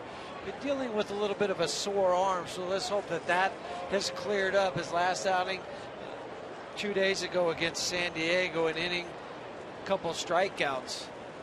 But use the same game plan that Juan Nicasio had. Pound the strike zone with the fastball. If you throw the slider, just keep it down. 7 strikeouts for Juan. That is a career high.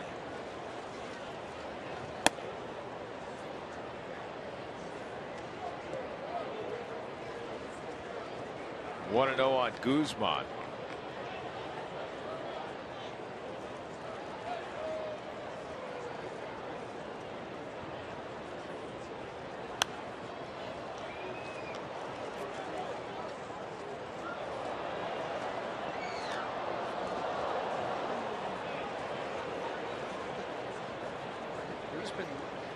Got a lot of time at first base and left field last year. Not this year with Yonder Alonso getting most of the time, but he's going to be out about a month with the broken hand. Too low. Good play. That was a great play because that ball backed up on him. That ball, it jammed Jesus Guzman, and Troy thought he was going to have to backhand it, and then it kicked to his left, so he starts to get in front of it. That ended up more by his right or his left knee. And also, you can tell it was difficult because he caught that in the webbing, and that's not where you really want to catch the baseball. For infielders, when you're catching a ground ball, it's you use your glove as a backstop. You don't want to catch it per se to have it go in the glove where you have to reach for it. It's almost a change of direction.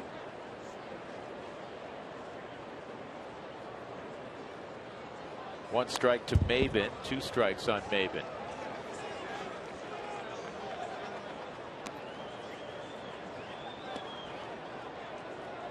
Padres have been limited to 4 hits. They all came last inning.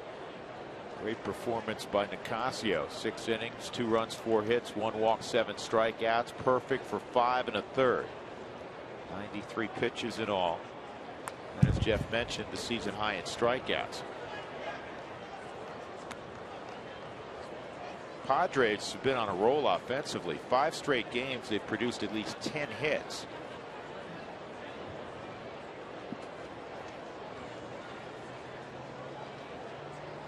Bud Black's team a lot better offensively than I think many people from afar realize. The numbers get skewed by playing in Petco,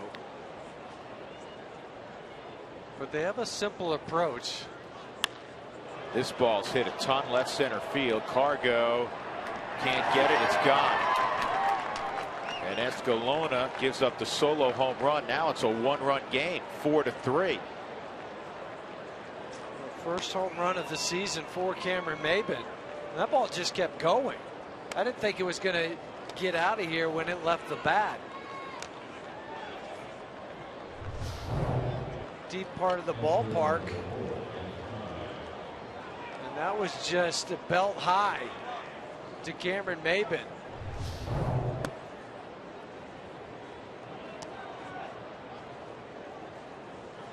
Nick Hundley broke up the perfect game last inning with a home run.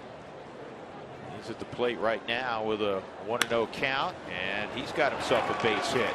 Now the tying run is on. Padres just don't go away.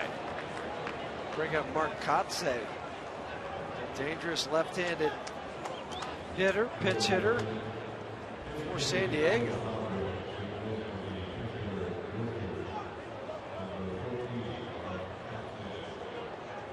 First 8,000 fans on June 13th will receive a Great Clips coupon. Stylists will be on site providing haircuts and collecting donations for Colorado Rockies charities. That's presented by Great Clips.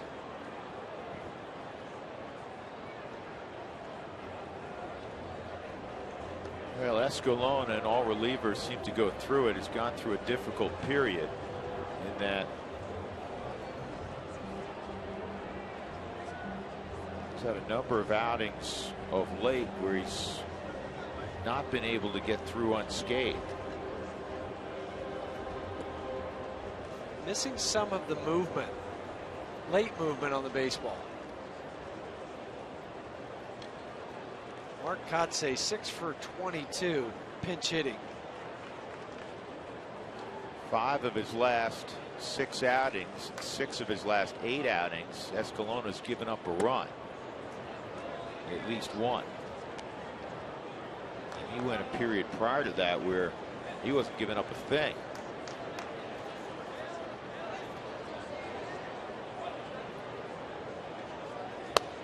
There's a strike on Kotze. Last pitch was 92, and Edgemer has been sitting at 95, sometimes 96 miles an hour.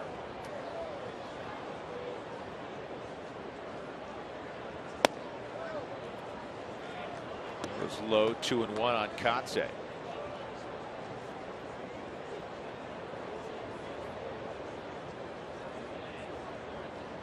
Big star at Cal State Fullerton. One of the premier pinch hitters in the game. 2-1. And he hits this well to center field. Dex going back, still going back, can't get it, it's gone.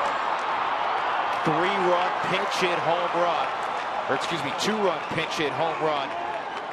Mark Kotsay, and the Padres lead it 5-4.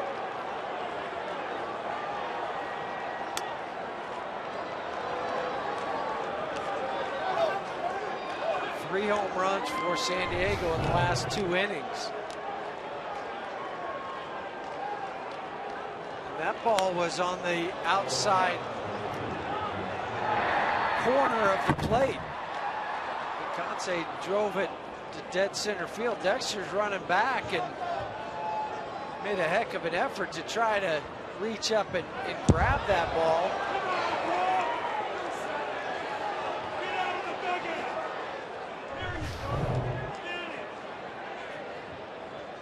Just want to see what happened to Edgemere, and that's Keith Duggars coming out.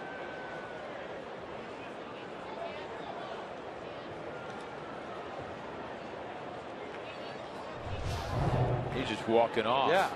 Whoa. Whoa.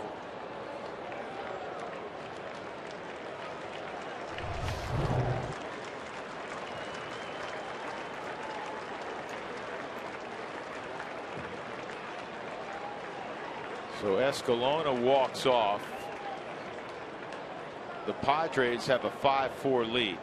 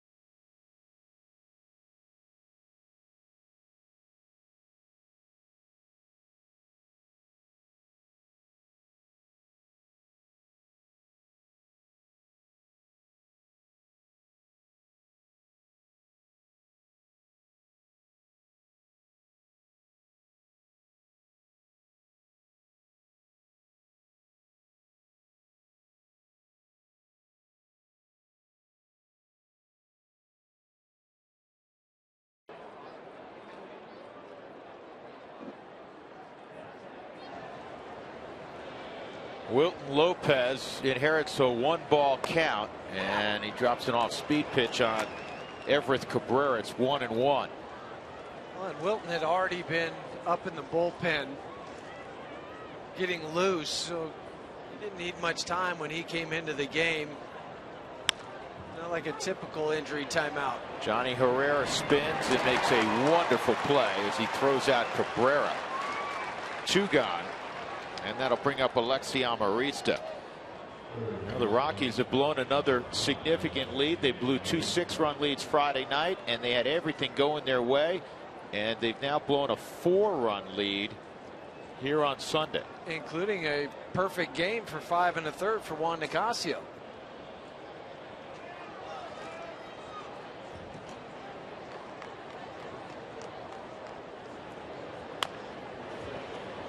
Stay fair. That's a play that is difficult for a first baseman. You played over there a little bit, well, because you're worried about the ball hitting the bag. Yeah, and you can't go get it in front of the bag because you don't know the hop. You're playing back. There's 2 outs. So you just have to wait. 1, hope that it doesn't hit the bag, and 2, that it stays fair.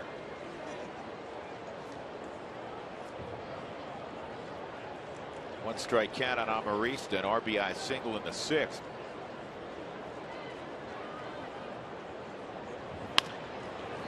This one will stay fair. Todd's got it. To Wilton Lopez. Damage done. Escalona gives up 3 runs, 2 home runs, and the Padres lead it 5-4. Middle of inning number 7, and as is our tradition on Sundays, we stick around for a rendition of God Bless America here at Coors Field. 5-4 San Diego. Fans, please rise as we honor our great country by the performance of God Bless America. Performing God Bless America today, representing the Colorado National Guard's 101st Army Band at Buckley Air Force Base, is Sergeant Ron McKay. Please welcome Sergeant McKay and join him by singing along to God Bless America.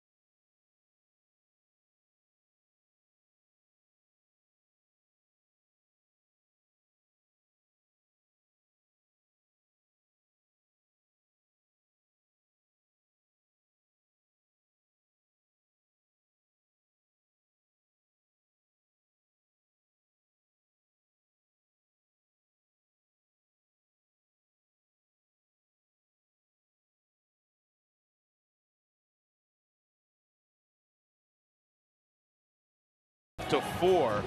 Rockies trying to avoid losing 3 of 4 at home to San Diego. They have 9 outs to work with offensively. A bunch of changes to tell you about. Chris Denorfia has come in defensively in left field. Kyle Blanks moves from left field to first. Jesus Guzman now takes a seat. And Tim Stauffer is on the hill for San Diego. It's 9-1-2 for the Rockies. So pinch hitting for Wilton Lopez is Jordan Pacheco. Tim Stauffer, a third of an inning 2 nights ago. 1 walk. He's coming back from arm surgeries. He was starting down in Tucson, their AAA club. They're trying to limit the number of innings that he goes out of the bullpen.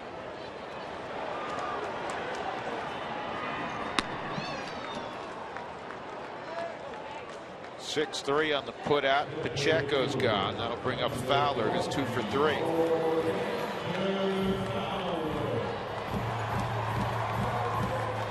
There's a term I keep coming back to lately with the Rockies, who begin play today at 33 and 30. Began play today at 33 and 30. They're in the midst of play. And that is the word symmetry. If you look at baseball and say there's 3 phases: offense, defense, pitching tied to defense. It just seems the Rockies have not gotten a stretch where all 3 have clicked the same day, and that's where you reel off 9 of 11, 10 of 12, that sort of thing. Yesterday, case in point, they lose a 4-2 game. They had ample opportunities to win that game. 15 runners or opportunities with runners in scoring position. You never get one hit. Today, the Rockies off to a 4-0 start, get a fabulous start from Juan Nicasio, perfect for 5 1/3, and then it's the bullpen that lets them down. And just not be able to continue to put pressure on the other club. And you had Clayton Richard, who was struggling early, and then he found his rhythm. But to tack on a 5th and a 6th run, but you've got to find a way. You still have 9 outs to their 6 outs. Now 8 outs to their 6 outs to come back. That's an easy play for Amarista, 2 outs. And that'll bring up Eric Young. Who wants tacos, fans? If you'd like to receive text message alerts when the Rockies score 7 or more for the Rockies Tacos Special, text the keyword taco to 720-720. When the Rockies do score 7, Taco Bell, along with Root Sports, will donate $250 to the Colorado I Have a Dream Foundation. EY's 0 for 1 officially, a couple of sack bunts to move Dexter Fowler in the 1st and 3rd innings, and Dexter would score on both of those occasions.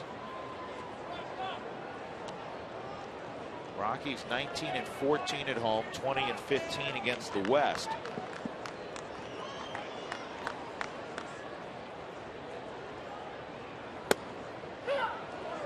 One and 1. Matt Belisle will come in, pitch the 8th inning for Colorado.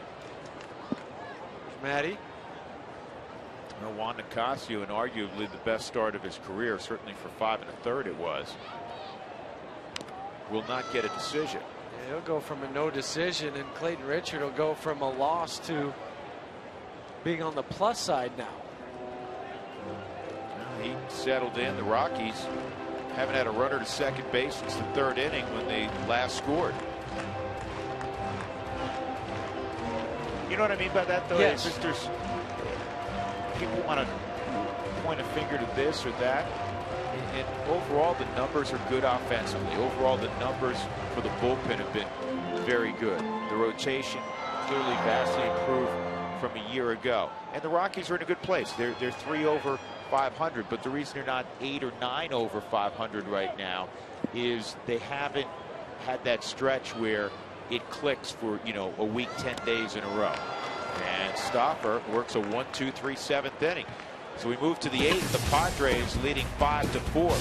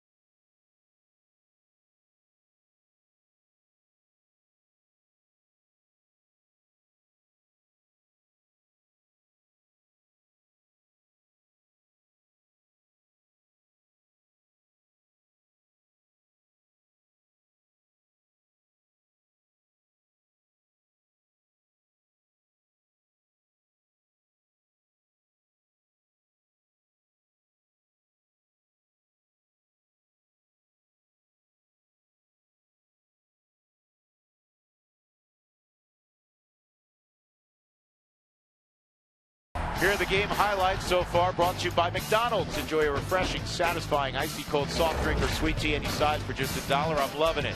First inning, Troy Tulowitzki, a 2-run home run, his 4th career home run against Clayton Richard. And the Rockies had a 4-0 lead. Then it was 4-1 after this perfect game breakup by Nick Hundley. And then Cameron Maben hit a home run to make it 4-3. Mark Kotsay pinch hit, 2-run home run. All of a sudden, the Rockies' 4-0 lead completely gone, and they trail 5-4. 8th inning, Jerko will lead off. Matt Belisle is on.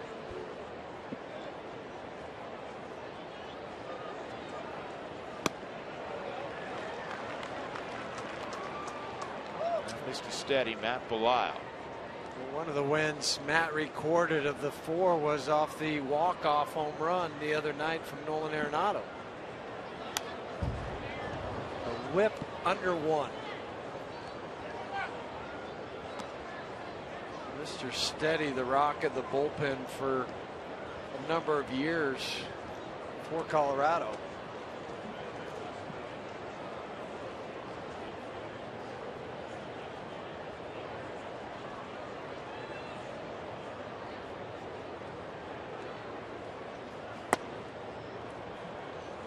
One and 2.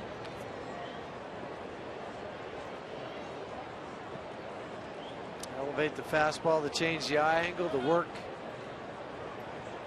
back down and away from the hitter. Classic form of pitching. Matt's working on 11 straight scoreless appearances, 12 innings. During that time, just 4 hits, 0 walks.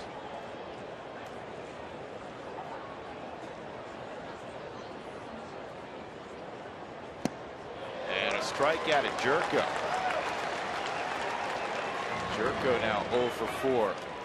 What's next is brought to you by CenturyLink. What's next is a day off for the Rockies, their annual celebrity golf tournament for charity. And then Tuesday the Nationals come in. Dan Herron and Jolise Chassin. And Dan Herron, not throwing the baseball the last couple of years like the Dan Herron we recall from his days in Arizona. He used to work with that fastball and throw that split finger. Rack up strikeout after strikeout. Washington won today 7-0 over the Minnesota Twins. Dale Thayer, the 8th inning man right now for San Diego, is tossing in the Padres bullpen. San Francisco leading Arizona 5-2 in the 7th. It's a hot day at Coors Field. Giants beat Arizona last night. Ground ball toward the hole. Tulo on the backhand, and not going to get Kyle Blanks. Had trouble getting it out of his glove, and he still was able to launch the throw. Getting it out of his glove because he had to avoid Nolan Arenado, who had crossed over right in front of him. So he's got to duck, throw off balance on the run. This tells you athletically what somebody has to do just to catch the ball and then throw it. Todd wisely coming off the bag to keep it from going down the line. Will Venables 0 for 3. Robbed of probably a bases clearing double his last time up by Carlos Gonzalez. That kept the Rockies ahead at the time 4-2. That catch came in the 6th inning. Well, he should have learned when Kyle Blanks tried to hit one over the wall in left field, and Carlos caught that one.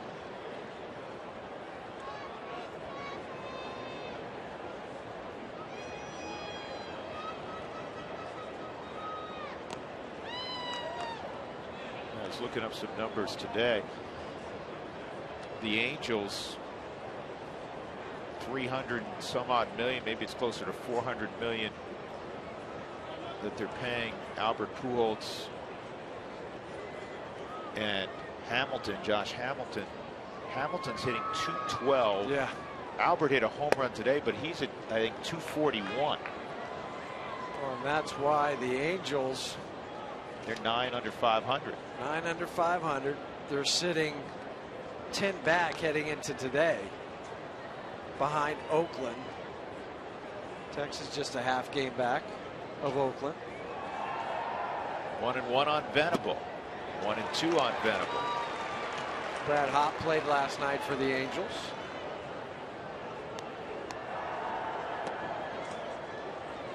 It's nice for Jeff Francis. Jeff was playing in Colorado, for Colorado Springs when they went to Reno against the Angels AAA team. This is toward the gap. Cargo lays out, can't get it. Kyle Blanks can run. Dexter's throw in is not going to be in time to get it to the plate. And it's a triple, and it's a 6-4 lead now for San Diego. Will Venable.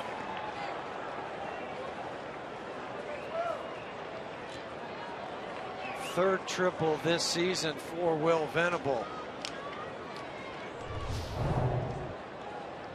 He just hits another hard ball to left center field, and Carlos Gonzalez is tracking it, tries to lay out, misses it by a foot. Another wonderful effort from Carlos Gonzalez on the Mike Shaw Subaru Supermo. Dexter is backing him up, but Will got to third. Now the infield will play in with one out. Can't give up another run. But they will.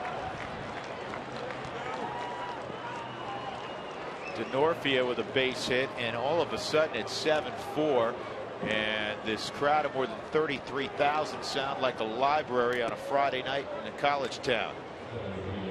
Rockies had a 4-0 lead. Juan Nicasio had everybody on the edge of their seat. He's working on a perfect game in the 6th inning, and now the Rockies are on the wrong end by 3 late.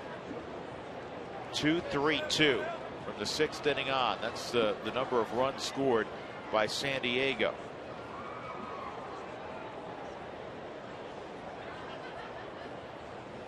Cameron Maybin takes a strike.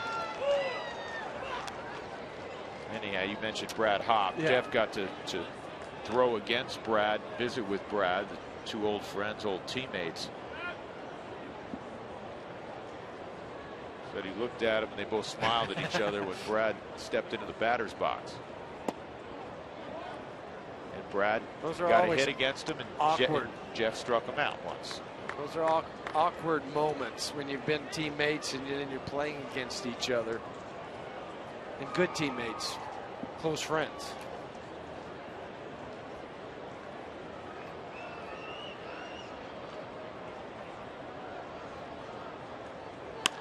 Maybin double play ball.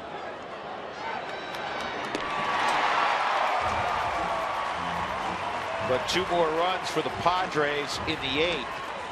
Infield hit by Blanks, triple by Venable, Chris DeNorfia an RBI single.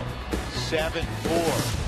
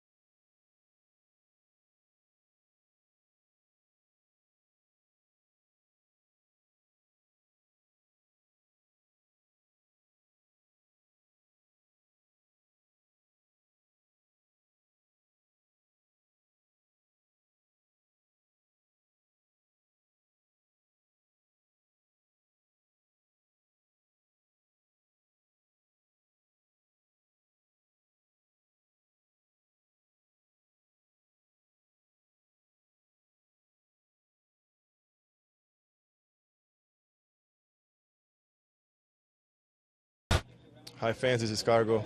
Support your team, support your players, vote for us, and we're really excited to go and join the National League team and represent the Rockies organization. We welcome you back to Coors Field. Headed to the bottom of the 8th, the Rockies are going to try and get some runs on the board as they have a 3-run deficit right now to the San Diego Padres. Well, you heard Cargo. Go out and vote. What are you waiting for? The All-Star Game just around the corner. It'll be on July 16th at Citi Field in New York. Here's why you should vote for Cargo himself. Take a look at these numbers, where he ranks in the National League in terms of other outfielders. He is first when it comes to runs scored. He has 17 home runs this year. That's second. Of course, he's batting .306 as well. That's a pretty darn good average. We also saw him make some pretty great plays in the field today. In fact, I think he saved some runs earlier for the San Diego Padres. So you have to like what Cargo can do, and he can maybe lay down a bunt, guys. I figured he would do that. Down by 3 runs, Amarista makes a great play and he throws him out. And guys, it's really hot out here, so I adopted somebody to spray some water on me. I'm just saying, it's pretty awesome down here when you have your personal fan sprayer. Do you guys have that up there? He's a fan a sprayer. fan sprayer. Drew, I like where you're going with that. I was so clever. So sit right there, and you're going to be cooler than the average fan, so to speak. Tulowitzki with 1 out.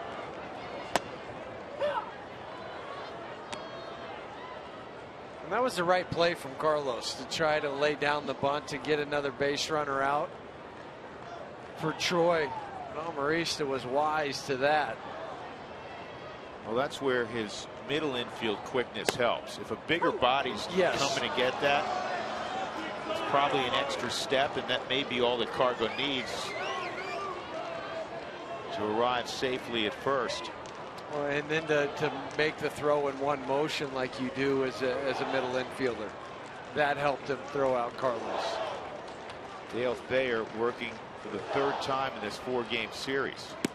Well, Dale pitched in yesterday's game, scoreless, for his 11th hold of the season. And this is the way they have been playing it with Houston Street out. Well, Street's due to pitch to some hitters tomorrow. Bud Black was saying this morning. This ball's hit a long way left center field. Tulowitzki has hit a ground rule double, bounced into the crowd. Wonderful effort out there by Maben. So it's a 1-out double for Troy. A couple rough days for Maben in the outfield. Yesterday he dove for a ball coming in off the bat of Troy Tulowitzki and hit his head down into the ground, and now it's his knee after laying out for the ball that Troy hit into the gap. A hanging slider from Dale Thayer. I just like the way he stays behind the ball, the angle of the back knee as it's driving through, the head finish and the follow through.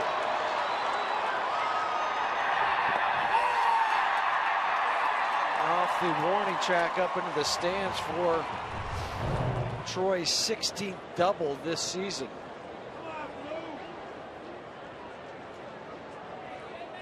We'll go back to last night when Troy hit the ball into center field. Cameron Maben comes in. Now just watch the whiplash of the head as he lunges for this ball, and his chin and his mouth hit the ground.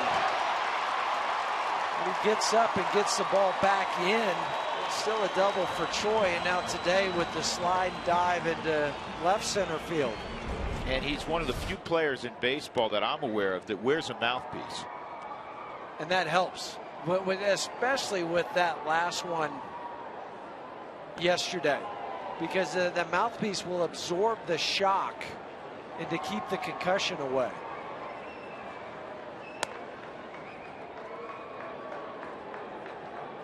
And he's just coming off the DL 3 days ago from impingement in his right wrist that he had heard back in the middle of April. So he'll stay in. Bud Black getting a little more exercise than he bargained for in the middle of the ball game. He's back from a mile run. That's a long way out there. We're a mile high. I need some oxygen. But one of those managers that throws a regular round of BP every day. Nolan Arenado 1 for 3, a triple. Rockies trying to rally in the 8th. They're down 7-4. They led 4-0, and that's a ground ball to first. Blanks has it, 2 outs. Fans, the first 20,000 of you through the gates on Saturday, June 15th, will receive a Road to Rushmore poster courtesy of Rapid City. Get your tickets to this game against the Phillies today.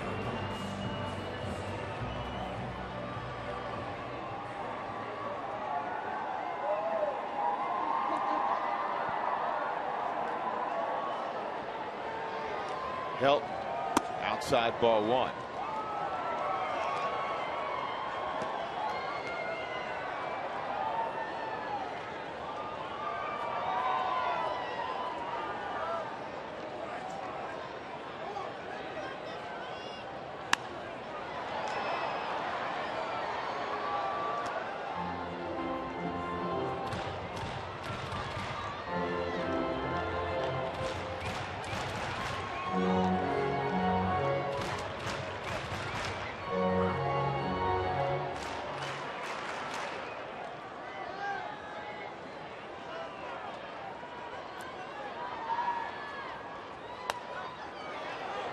And it's 1-2 on tie.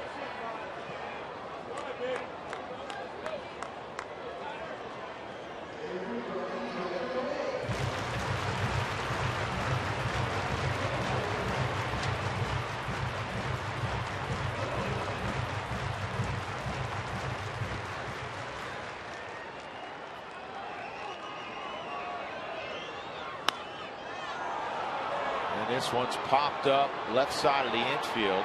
Cabrera has it, and the Rockies do not score in the 8th. We go to the 9th inning, and the Rockies are trailing 7-4 at home to San Diego in a game they led 4-0.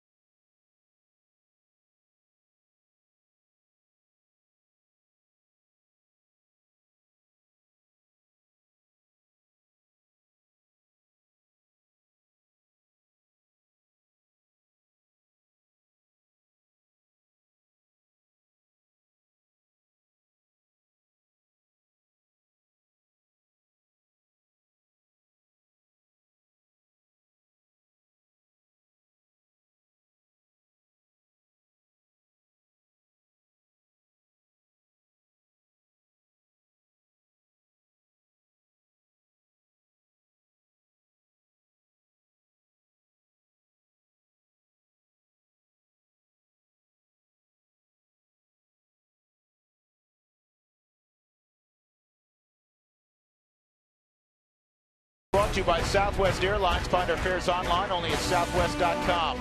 By StubHub fans, next time you plan a trip to Coors Field, head to StubHub where you can find great seats and earn great rewards. And by Wells Fargo. Wells Fargo customers get your 2-for-1 Rockies club level tickets today by going to wellsfargo.com/Rockies. Wells Fargo Bank, member FDIC. Now, this has been difficult to watch unfold. The Rockies had a 4-0 lead. Juan Nicasio was working on a perfect game, and now the Rockies are looking up at the Padres down 3 as we go to center field. And Joel Klatt. Joel? Yeah, hard to watch indeed, Drew. But on the Toyota postgame show, we got you all covered. All the details from today's ball game, including Juan wasted 5 1/3, a perfect ball from Juan Nicasio. Only gives up 2 runs in his 6 innings. Right now, nothing to show for it. Plus, icy hot. This offense continues to go in hot streaks and cold streaks right now in the midst of a 3-for-17 streak during this ball game. Need some hits if you're going to win this one, Drew. Back to you. All right, Joel. Yep, they need to bunch some hits, but first things first, they have to get to the bottom of the 9th inning. Rob Scahill is going to look for 3 outs in the top of the 9th. He's coming off a rough performance in his last outing. That came on Friday night. The Rockies won 10-9, but when he entered, it was 9-4, and he gave up 5 runs without recording an out. Yeah, 4 hits, 2 home runs among those 4 hits, and As any ball player, as a professional, you have to put the last outing, your last at bat, whatever it may be, out of your memory bank. Just hit delete, move forward, and that's what Rob's going to try to do today. What's in the past is in the past. My job now is to get these 3 outs, keep the game 7-4, and give my offense a chance in the bottom half of the 9th.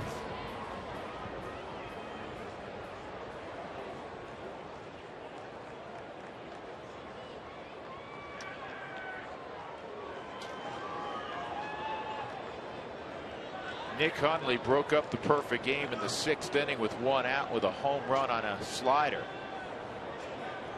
He singled and scored in the 7th. And Scahill misses ball 1.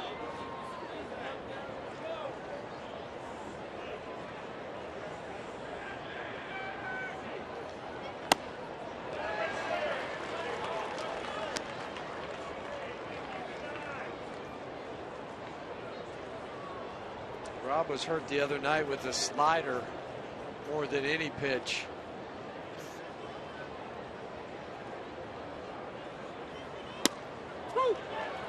That's a strike. 1-2.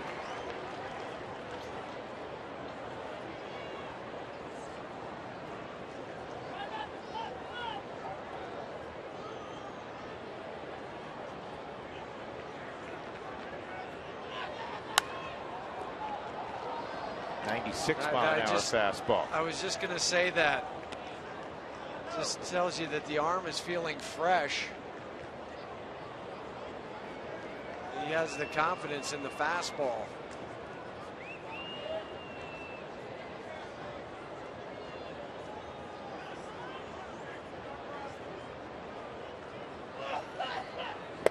And he strikes out. Nick Hundley, 1 out. Today's Save of the Week is brought to you by the Regions Touchstone Energy Cooperatives, your local consumer-owned electric cooperative delivering reliable power, energy-saving tools, and more. Visit togetherwesave.com. Rex Brothers in Cincinnati, a 9-pitch save. As the Rockies ended up taking 2 of 3 from the Reds at Great American Ballpark.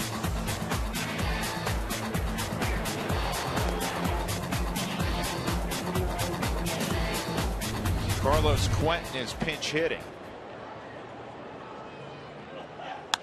And Quentin hits the ball to deep left field. Cargo going back, still going back. He'd have to leap again. A mini leap, and he makes the catch. And Rob Scahill was pointing to Carlos saying thank you.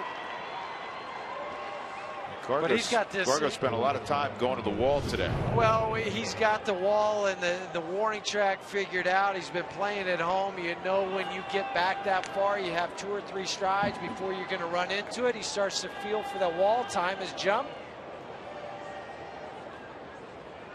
Thank you. Carlos Gonzalez, if he doesn't win another Gold Glove, it's a crying shame.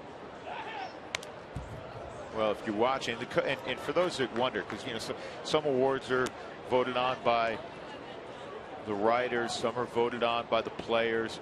In the case of the Gold Gloves, it's voted on by coaches and managers, and you can't vote for your own guy. So, you know, Walt Weiss and his staff can't vote for Cargo and Tulo or an Arenado.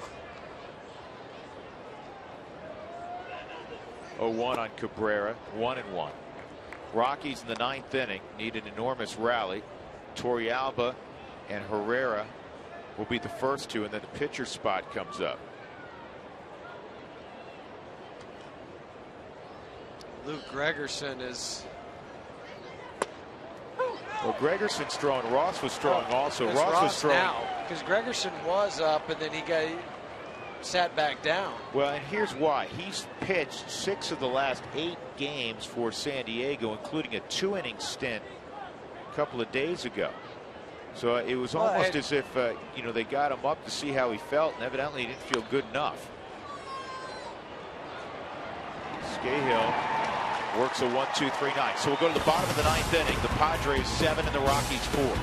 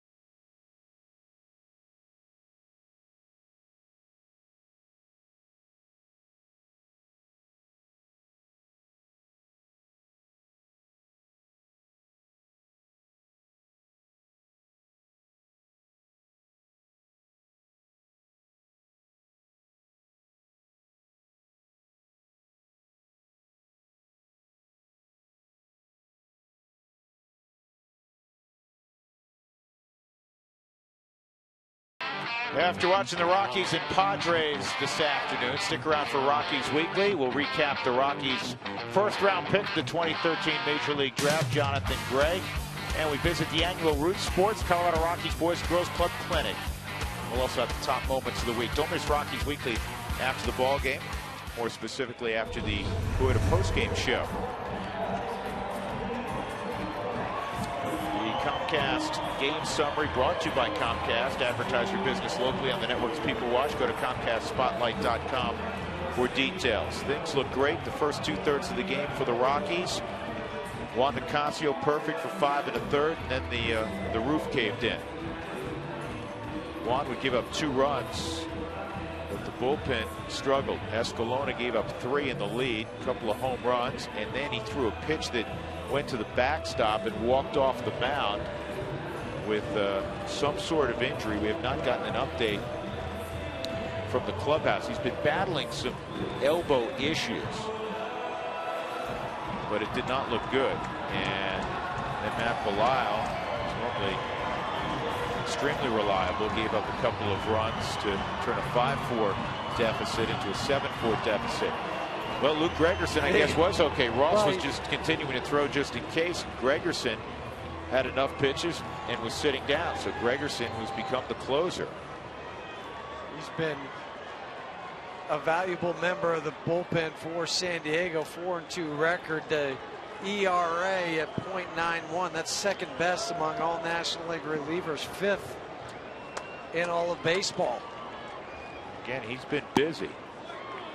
Yes, he has. 7th time he's been out there in the last 9 games. Yorvi Torrealba swung the bat well, a double and a single and a line out.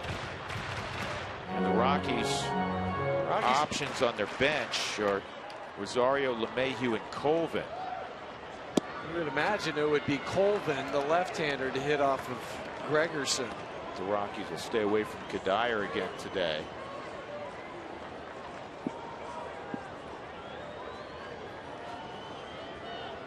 Two 2-0.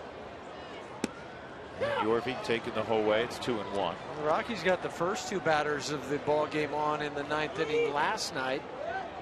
Got them to 2nd and 3rd. Just couldn't cash in to tie it up. Woo.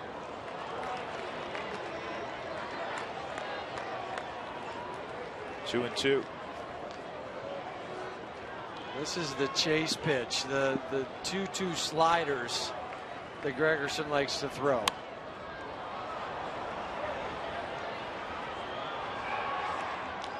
One out. Auto glass damage. Call Safelite Auto Glass. 303-287-5000. Online at safelight.com. Johnny Herrera is 0 for 3. Had a double taken away from him in the 4th inning on a terrific play by Amarista. Amarista's had a good ball game at 3rd base defensively. Tyler Colvin has come out in the on-deck circle.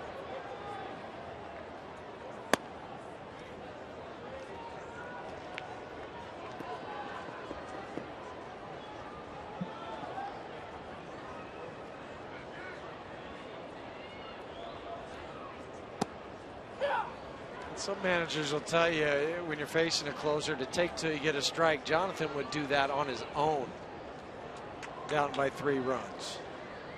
I think sometimes, Jeff, would you concur, it depends on the situation and who the closer is. Yes. That's a base hit for John. There's some closers you don't want to fall behind.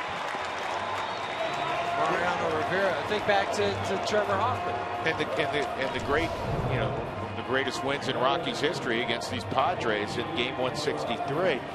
Where Clint Hurdle distinctly saying after, he said, you know, we're down a couple of runs. Hoffman ain't gonna walk people. We're gonna have to win it with the bats, and they came out with an aggressive approach. We all know how that turned out. And that was a fine piece of hitting from Jonathan Herrera to slap that ball to left field. And Tyler needs to be smart here. As opposed to if he came up with 2 men on a home run. Difference. A home run is, you know, you never poo-poo a home run, but he needs to get on base.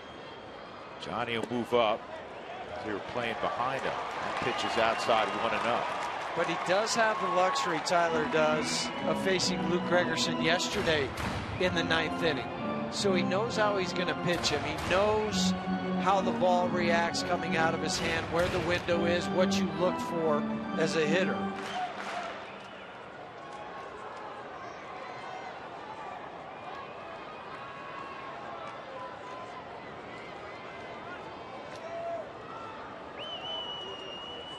Here's the 1-0 to Colvin. And Colvin with a base hit up the middle. Johnny will score on this. And it's 7-5. Tyler Colvin, an RBI in each of his first 2 ball games back with the Rockies. Colvin 72 last year, and that will bring the tying run to the plate in Dexter Fowler, who has 10 home runs. Tyler hooked one yesterday to Jed Jerko. This time he takes the ball that's away from him and he hits it up the middle. The high leg kick, but watch where the hands go when that foot lands. They just start to fire at the baseball. Gorgeous shot from the Mike Shaw Subaru Supermo. To see the leg kick, the hands, the hips working in unison, and Jonathan Herrera, who easily scores from second base. You won't see quite the leg kick from Dexter as you saw from Tyler. Dexter 2 for 4 today.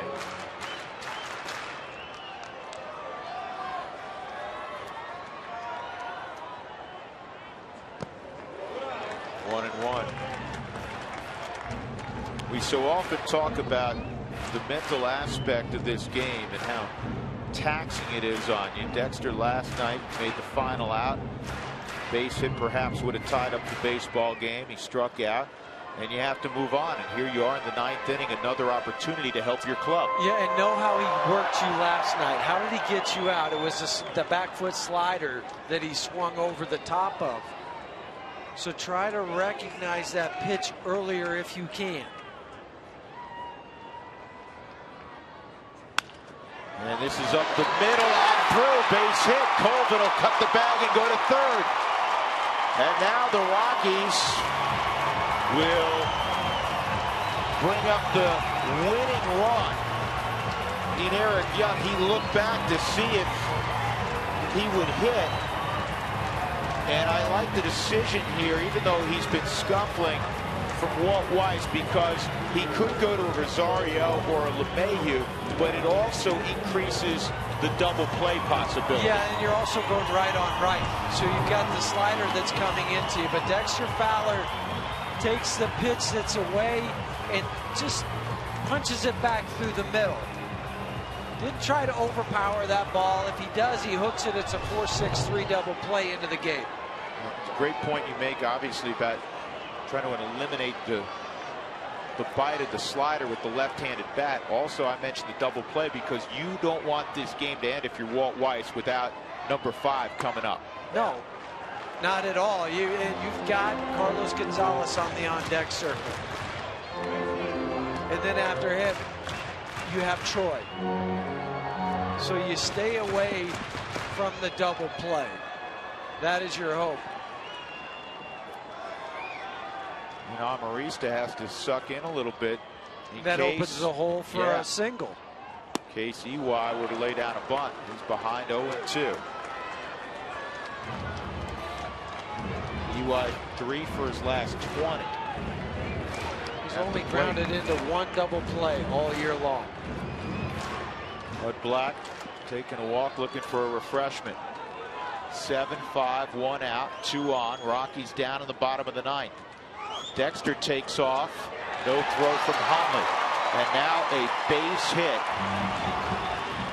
You presume would tie up the game with Dexter's speed at second. 11th stolen base this season for Dexter. Higher leg kick from Luke Gregerson. Hunley's thrown out 26% of the runners, but his responsibility is the base runner at third. He fumbles the exchange. Ball in the dirt, drops it. And now you have second and third and just 1 out.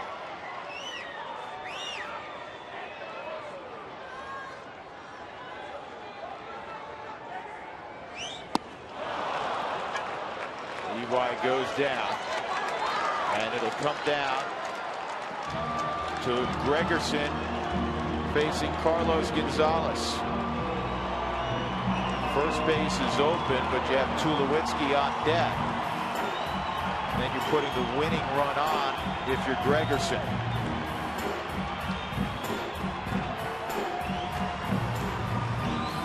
Looking into the dugout, looking at Bud Black. He's not indicating that they're going to put him on. Huntley crouches behind the plate. Carlos 1 for 10 against Gregerson. Well, time to reset those numbers. That's right. Here we go. Pulled down the line, just foul. And Kyle Blanks is playing at 5 to 7 feet off the line at first base. Jed Jerko has slid over into the hole between first and second. A lot of room. I mean, look at all this area right through there for Carlos.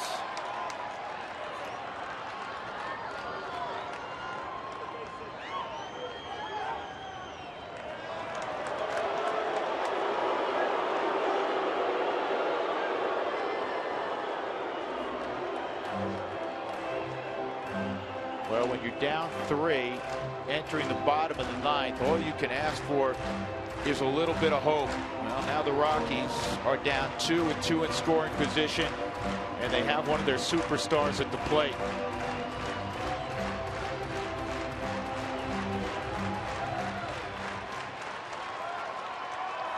One strike count on Gonzalez, 0 for 4. An RBI ground out back in the 3rd. On the corner, it's 0-2. Gargo thought that pitch was off the plate. You still have to sit slider from Gregerson.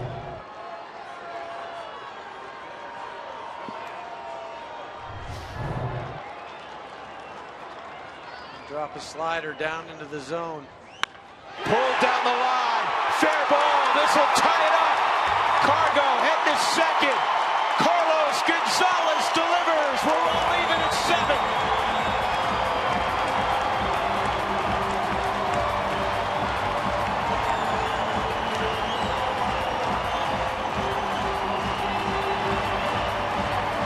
Now 48 RBIs on the season for Carlos.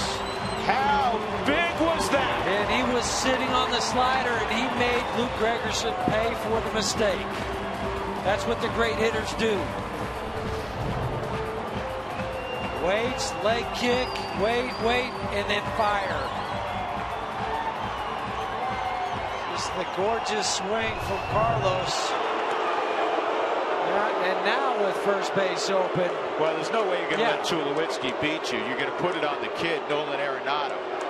And Nolan Arenado was the hero a couple of nights ago. A walk-off home run. Just the second Rocky rookie ever to hit a walk-off home run. The first was opening day 2005 when Clint Barnes victimized the Padres' great Trevor Hoffman. And now Nolan Arenado will have another opportunity to walk off the Padres. And Bud Black, this is a consultation. This is not to remove him. We'll go and visit with Luke Gregerson. What an at-bat by Carlos Gonzalez. Yeah. He's in a ditch 0-2, and then he rifles one down the right field line. Huntley wanted the pitch. He wanted to bury the slider down into this area, but it ends up somewhere in that area, and Carlos Gonzalez makes him pay.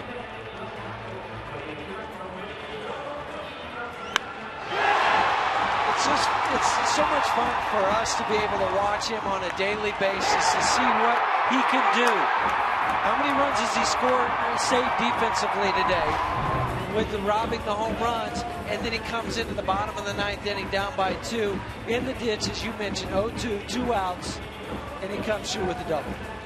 And also 0 for his previous 8 at the plate over the last 2 days. Didn't matter, did it? They will make a pitching change. Ross is in.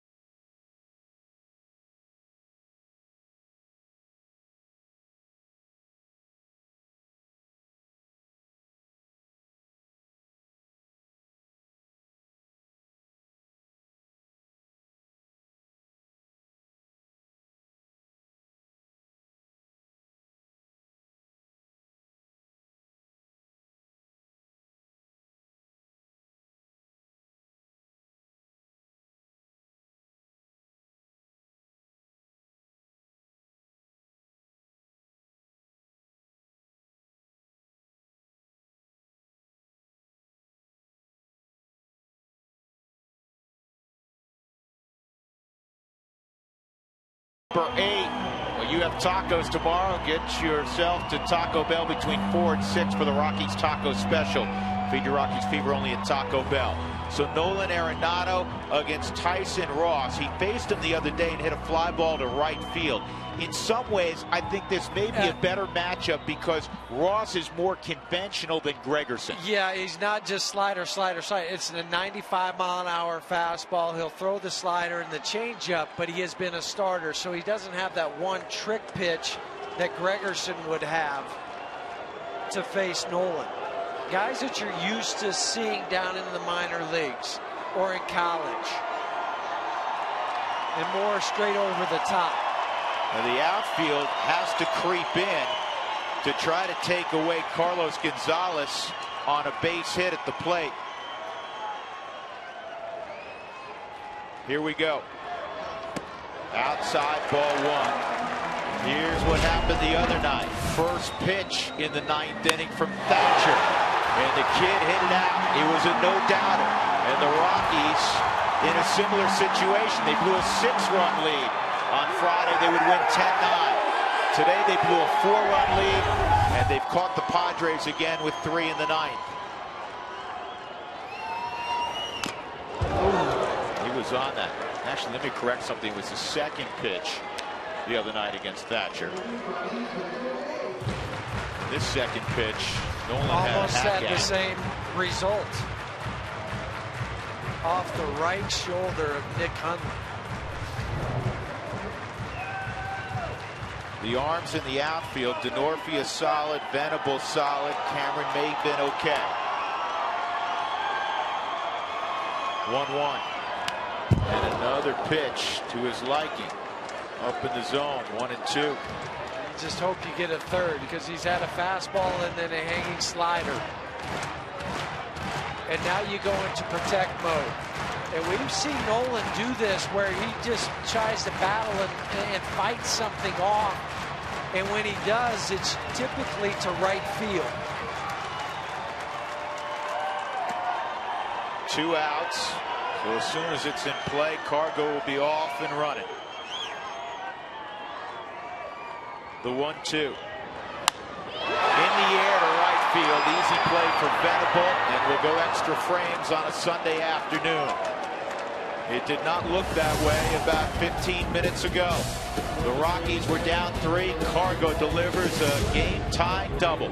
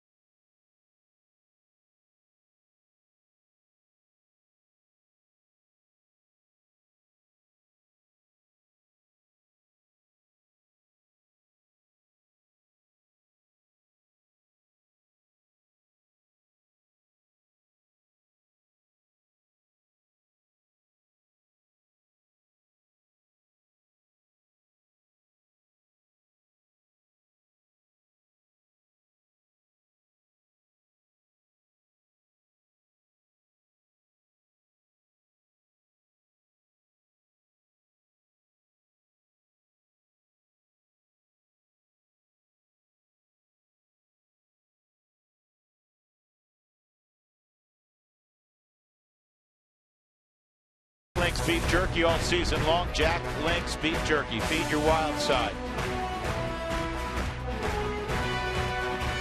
And the Rockies are in another extra inning affair. It's now their 12th in game number 66. Seems to be an epidemic of extra inning games of late in baseball. Rockies 4-7 in extra frames. The Padres 4-2.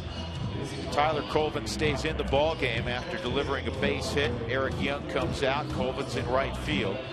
And Rex Brothers, the Rockies' current closer, will throw the 10th inning. And it'll be 2, 3, and 4 for San Diego. Alexi Amarista, Jed Jerko, and Kyle Blanks. For Rex is working on 24 and a third consecutive scoreless innings.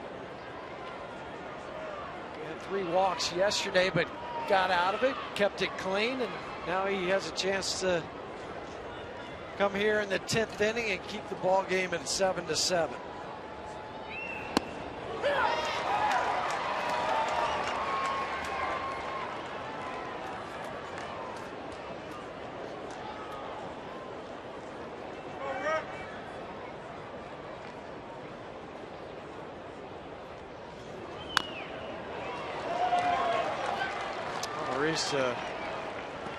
It's 1 for 19 against left-handers this year.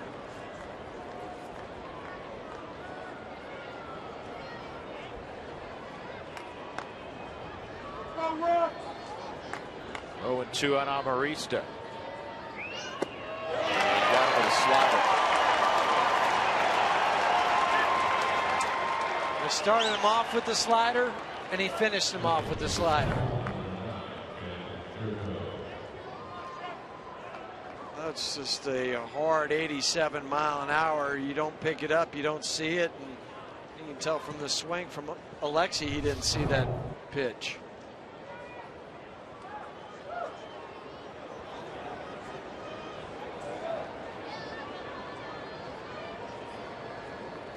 Jed Jerko, strike 1 at 94. Brothers pumped up.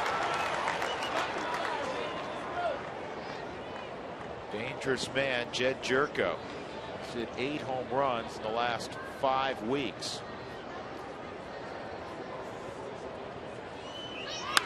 And a line drive to right. Colvin knocks it down. It's a good play by Tyler. He just couldn't let that ball skate past him. That ball wasn't diving away from Tyler. He was going to try to shoestring catch the baseball and then wisely just tried to block it, knock it down to keep it in front of you.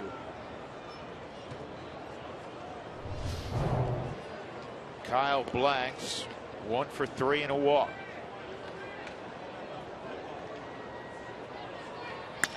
Ground ball foul. No, fair. The Rockies almost turned it over. What a play by Arenado. Ball right on the line, called fair by Jim Joyce. 2 outs. I thought it was going to hit the bag at third. It went over the top. And right down the line, over the bag. And remember, too, the umpire, if you don't hear anything, it means the ball was fair. He'll only say something if it was foul. Jonathan Herrera thought he had Kyle Blanks at first. Jim Joyce was pointing, who's the third base umpire, was pointing the whole time, seeing that ball crossed over in fair territory over the bag. Will Venable against Brothers with 2 outs.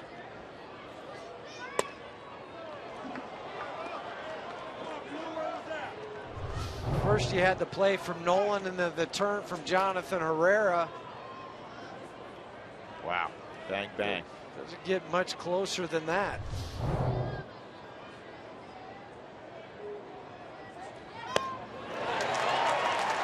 One and 1. Helton will lead things off in the bottom of the 10th. Torrealba and Herrera as well, if necessary.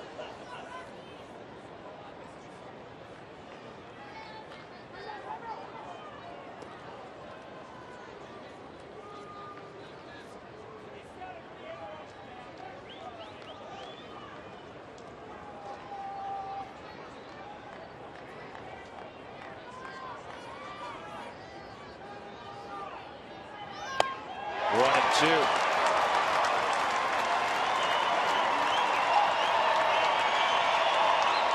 Rex has him set up for either pitch, either the fastball elevated or slider away from him. Venable stood no chance on either one. Picked him off. Good throw will get him. And Blanks is out. The caught stealing 1-3-6. And now the Rockies will go to the bottom of the 10th looking for just a run. Good call from Tommy Runnels to call for the pickoff. Easy throw for Todd. Tag it. Go win it in the bottom of the 10th.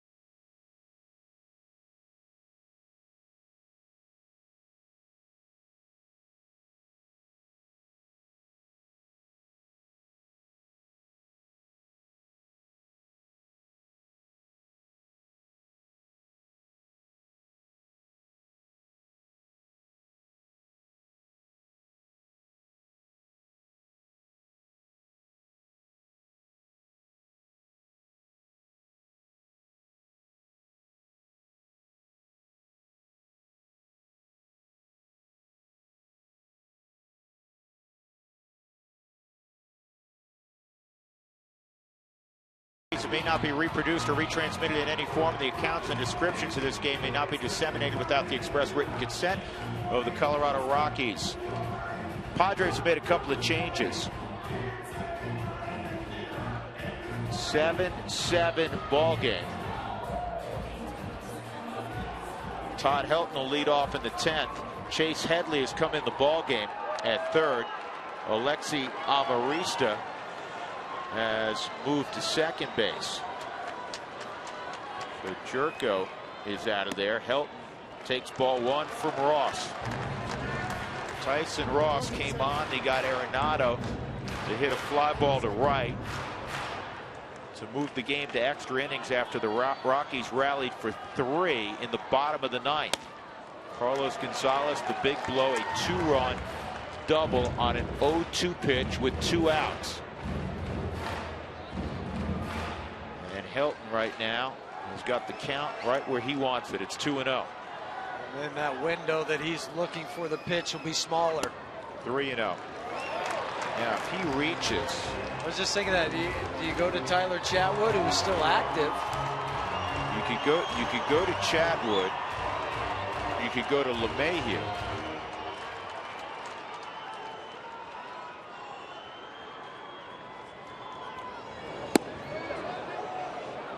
No swing. Todd walks. You could also wait and see if the sacrifice, if they get the sacrifice down. Yeah, of wait course, till you he say, gets well, a why second. wait? Why don't you put a guy with better wheels there? You know, it's an option. But you don't want to lose Helton if you say it's a hard bunt back to the mound and you get the force out or a double play and then you burn Helton. So a lot of times managers will wait until you actually get the runner to scoring position. Yeah, and Toriyama knew even before he was looking down at the signs to Stu Cole what he was going to do, because just a moment ago Walt Weiss called him back while Todd's at bat was happening. He was telling him, if he reaches first, this is what I want you to do. So you program it into your mind how you would approach this at bat with the runner at first base if you're called upon to lay down a sacrifice bunt, which he's going to do.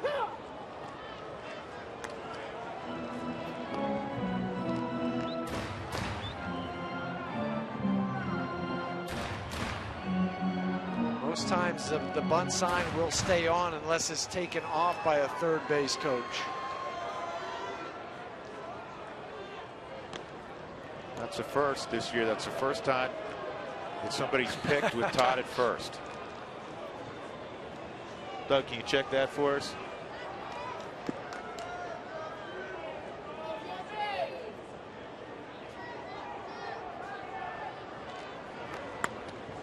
And a little too fine with that bunt, and it's 0-2.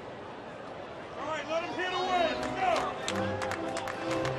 Now decision for Walt Weiss. Torrealba swinging the bat really well. He let him swing away. But then what you worry about is hitting into a double play. Absolutely.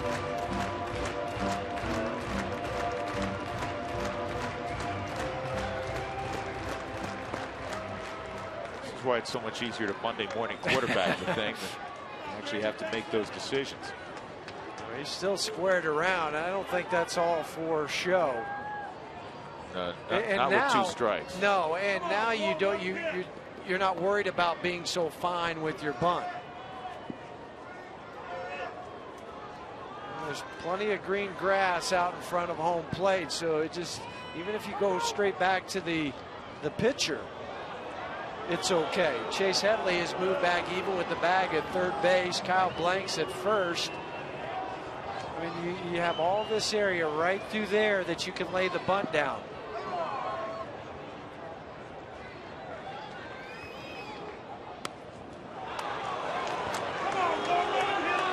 Torrealba unable to get the bunt down, 1 out, and that'll bring up Johnny Herrera.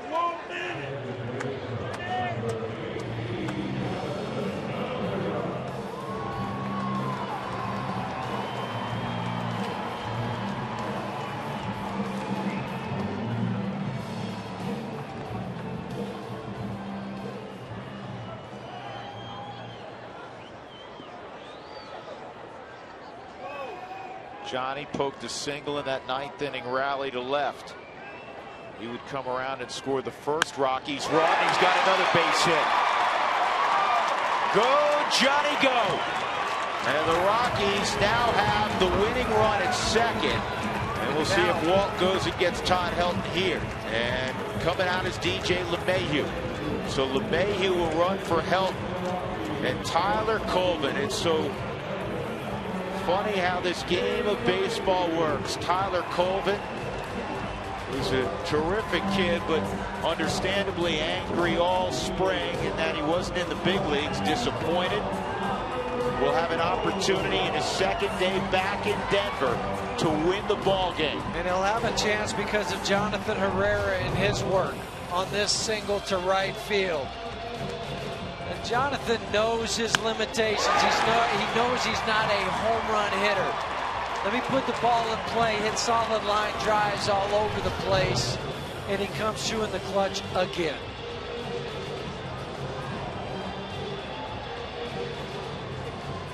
So LeMahieu running for Helton, who walked and is now at second base.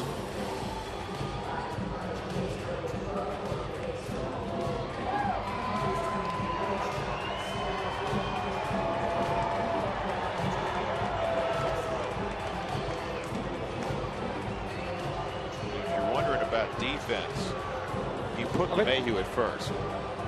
That's what I would think, because you wouldn't want to put your other option maybe would to put Jonathan Herrera in left field, put Tyler Colvin at first base, and move Carlos to right field. Naturally, the Padres will go and get left-hander Joe Thatcher to face Colvin.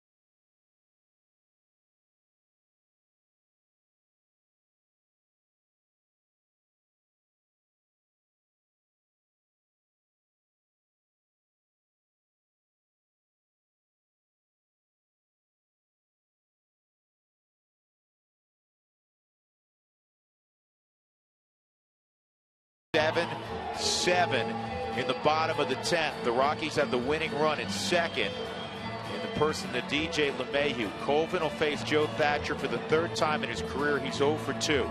But the guy right next to him is only 1 out. Dexter Fowler is 5 for 9 against Thatcher, and there's nobody warming behind Thatcher in the bullpen. So if they were to say, well, we're going to pass on Dexter because of those numbers, the pitcher spot's too up then behind Dexter, then you could have a right-handed hitter come in to face Joe Thatcher in the case of Willian Rosario. So then it's looking on the bright side. That still, if you did that, it would be unconventional, because you now move the winning run 90 feet away, right, where the outfield's coming in. LeMahieu still has to score on a hit. It's not an absolute certainty. We'll just get a base hit now and end it. There you go. Colvin against Thatcher. 1 out in the 10th. It's tied at 7. And this year, lefties have hit .278 against Thatcher. Yeah, and in his career, it's been the low 200s, maybe the high 100s for Thatcher.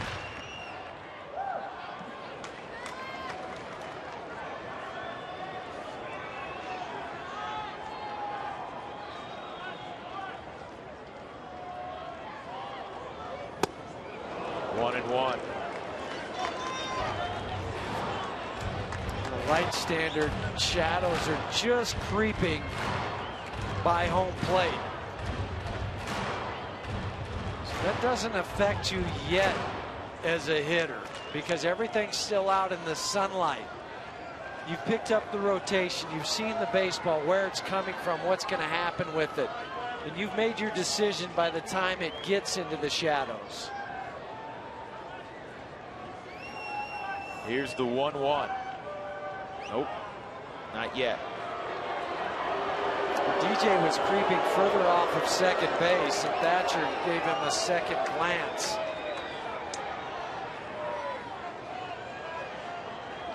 The outfield for the Padres really swung over in center field and right into right center field. 1-2. The Giants have defeated the Diamondbacks 6-2 down in Phoenix. So with the win, the Rockies would join the Giants a game and a half behind Arizona for the top spot in the NL West.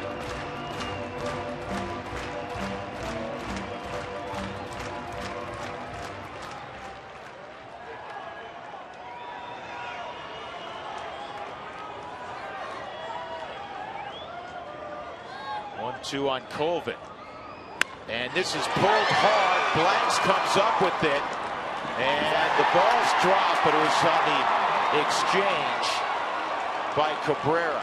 So it's 1st and 3rd, 2 outs. That was a fine play by Kyle Blanks. That ball was scalded. It helps that he's 6'7" with a long reach. Well, now you can go ahead and walk Fowler, because it doesn't make a difference in force Rosario to be the hitter if you're Bud Black. Well, they weren't going to be able to get Tyler Colvin at first base because the pitcher, Joe Thatcher, was late getting on his break.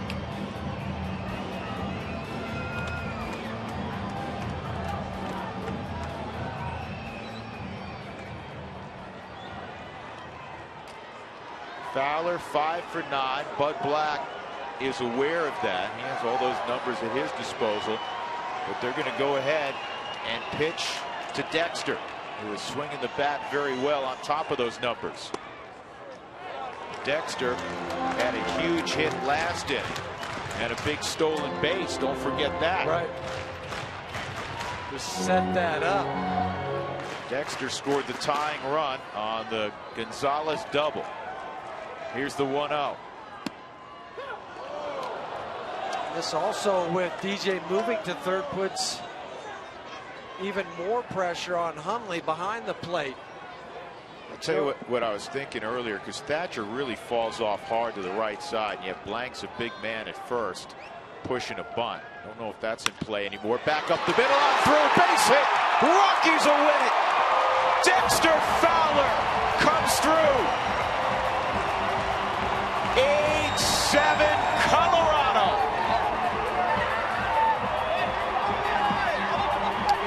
The resiliency of this ball club was proven in this game.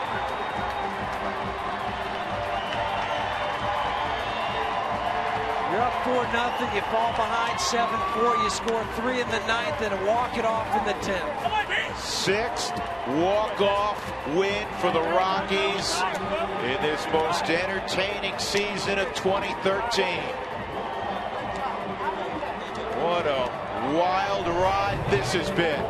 Dexter Fowler back up the middle, and Everett Cabrera couldn't get there. Dexter knew it. And the winning run, DJ LeMahieu comes on down. Now 6 for 10 off of Thatcher. And a 4-hit ball game to boot for Dex. Yeah, and the beauty of all that for Dexter is he knows once it's hit past Joe Thatcher, that's a game winner. Jenny Kavnar's downstairs with, I'm sure, a happy and fatigued Dexter Fowler. Drew, you got the fatigued part right. You just told me you're exhausted. You should be 4 for 6 today with the game winner walk-off in extra innings. Facing Thatcher, you saw Arenado do it 2 nights ago. You guys just like to make this interesting. Is that the deal? Oh, it's awesome. It's awesome. And I faced Thatcher a lot of times. You know, he'd been coming up through the minors, and I knew he was gonna, you know, be around the zone, but you know, he kind of tricks you with that low delivery. But you just got to pick up the ball and try to get him up. Yeah, you have great numbers against him. Were you almost surprised they didn't just put you on first and try for a pinch hitter there? No, I'm never surprised, man. You just got to go out and battle, and they're gonna make you win the game. You know, they're not gonna just put you on. So. Dexter, how important was that game to salvage after the performance that Juan Nicasio went out and gave you? Perfect through 5 1/3 tonight. I'm sure it was fun for you to watch out in center field, and then to let this team creep back in. How important was it for you guys to make sure that it was you on top? It's awesome. You know, he came and pitched great. You know, I saw him up in the mid-90s. You know, that's the old Juan we like to see, and you know, it's awesome to salvage this game, especially to split with them. It's, you know, here at our home field, and good to get a day off tomorrow and rest. It's fun enough to do it in front of fans. You mentioned the rest tomorrow, but you also get to celebrate with your mom and dad who are in town from Atlanta. How neat is that? It's awesome. It's awesome. They're here. They got to see three close games, and you know, just wishing tomorrow, you know, we got the little golf tournament, so hopefully we'll go out and have some fun. Hey, bring your A game tomorrow, all right? I'm going to bring mine. You bring yours. There it is. All right, Drew, we'll send it back to you guys.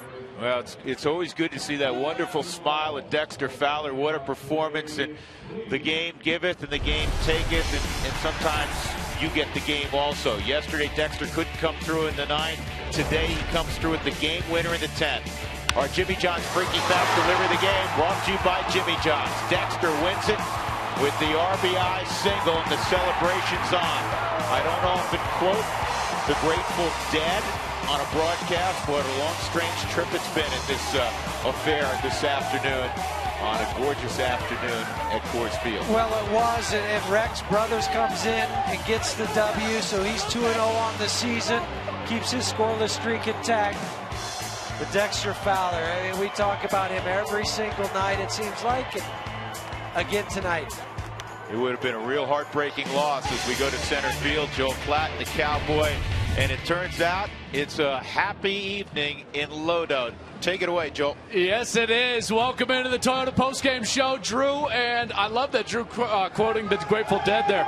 Dexter Fowler, his second walk-off hit here at Coors Field of the season. He had that late home run against Houston Street earlier in the season. Fowler comes up huge.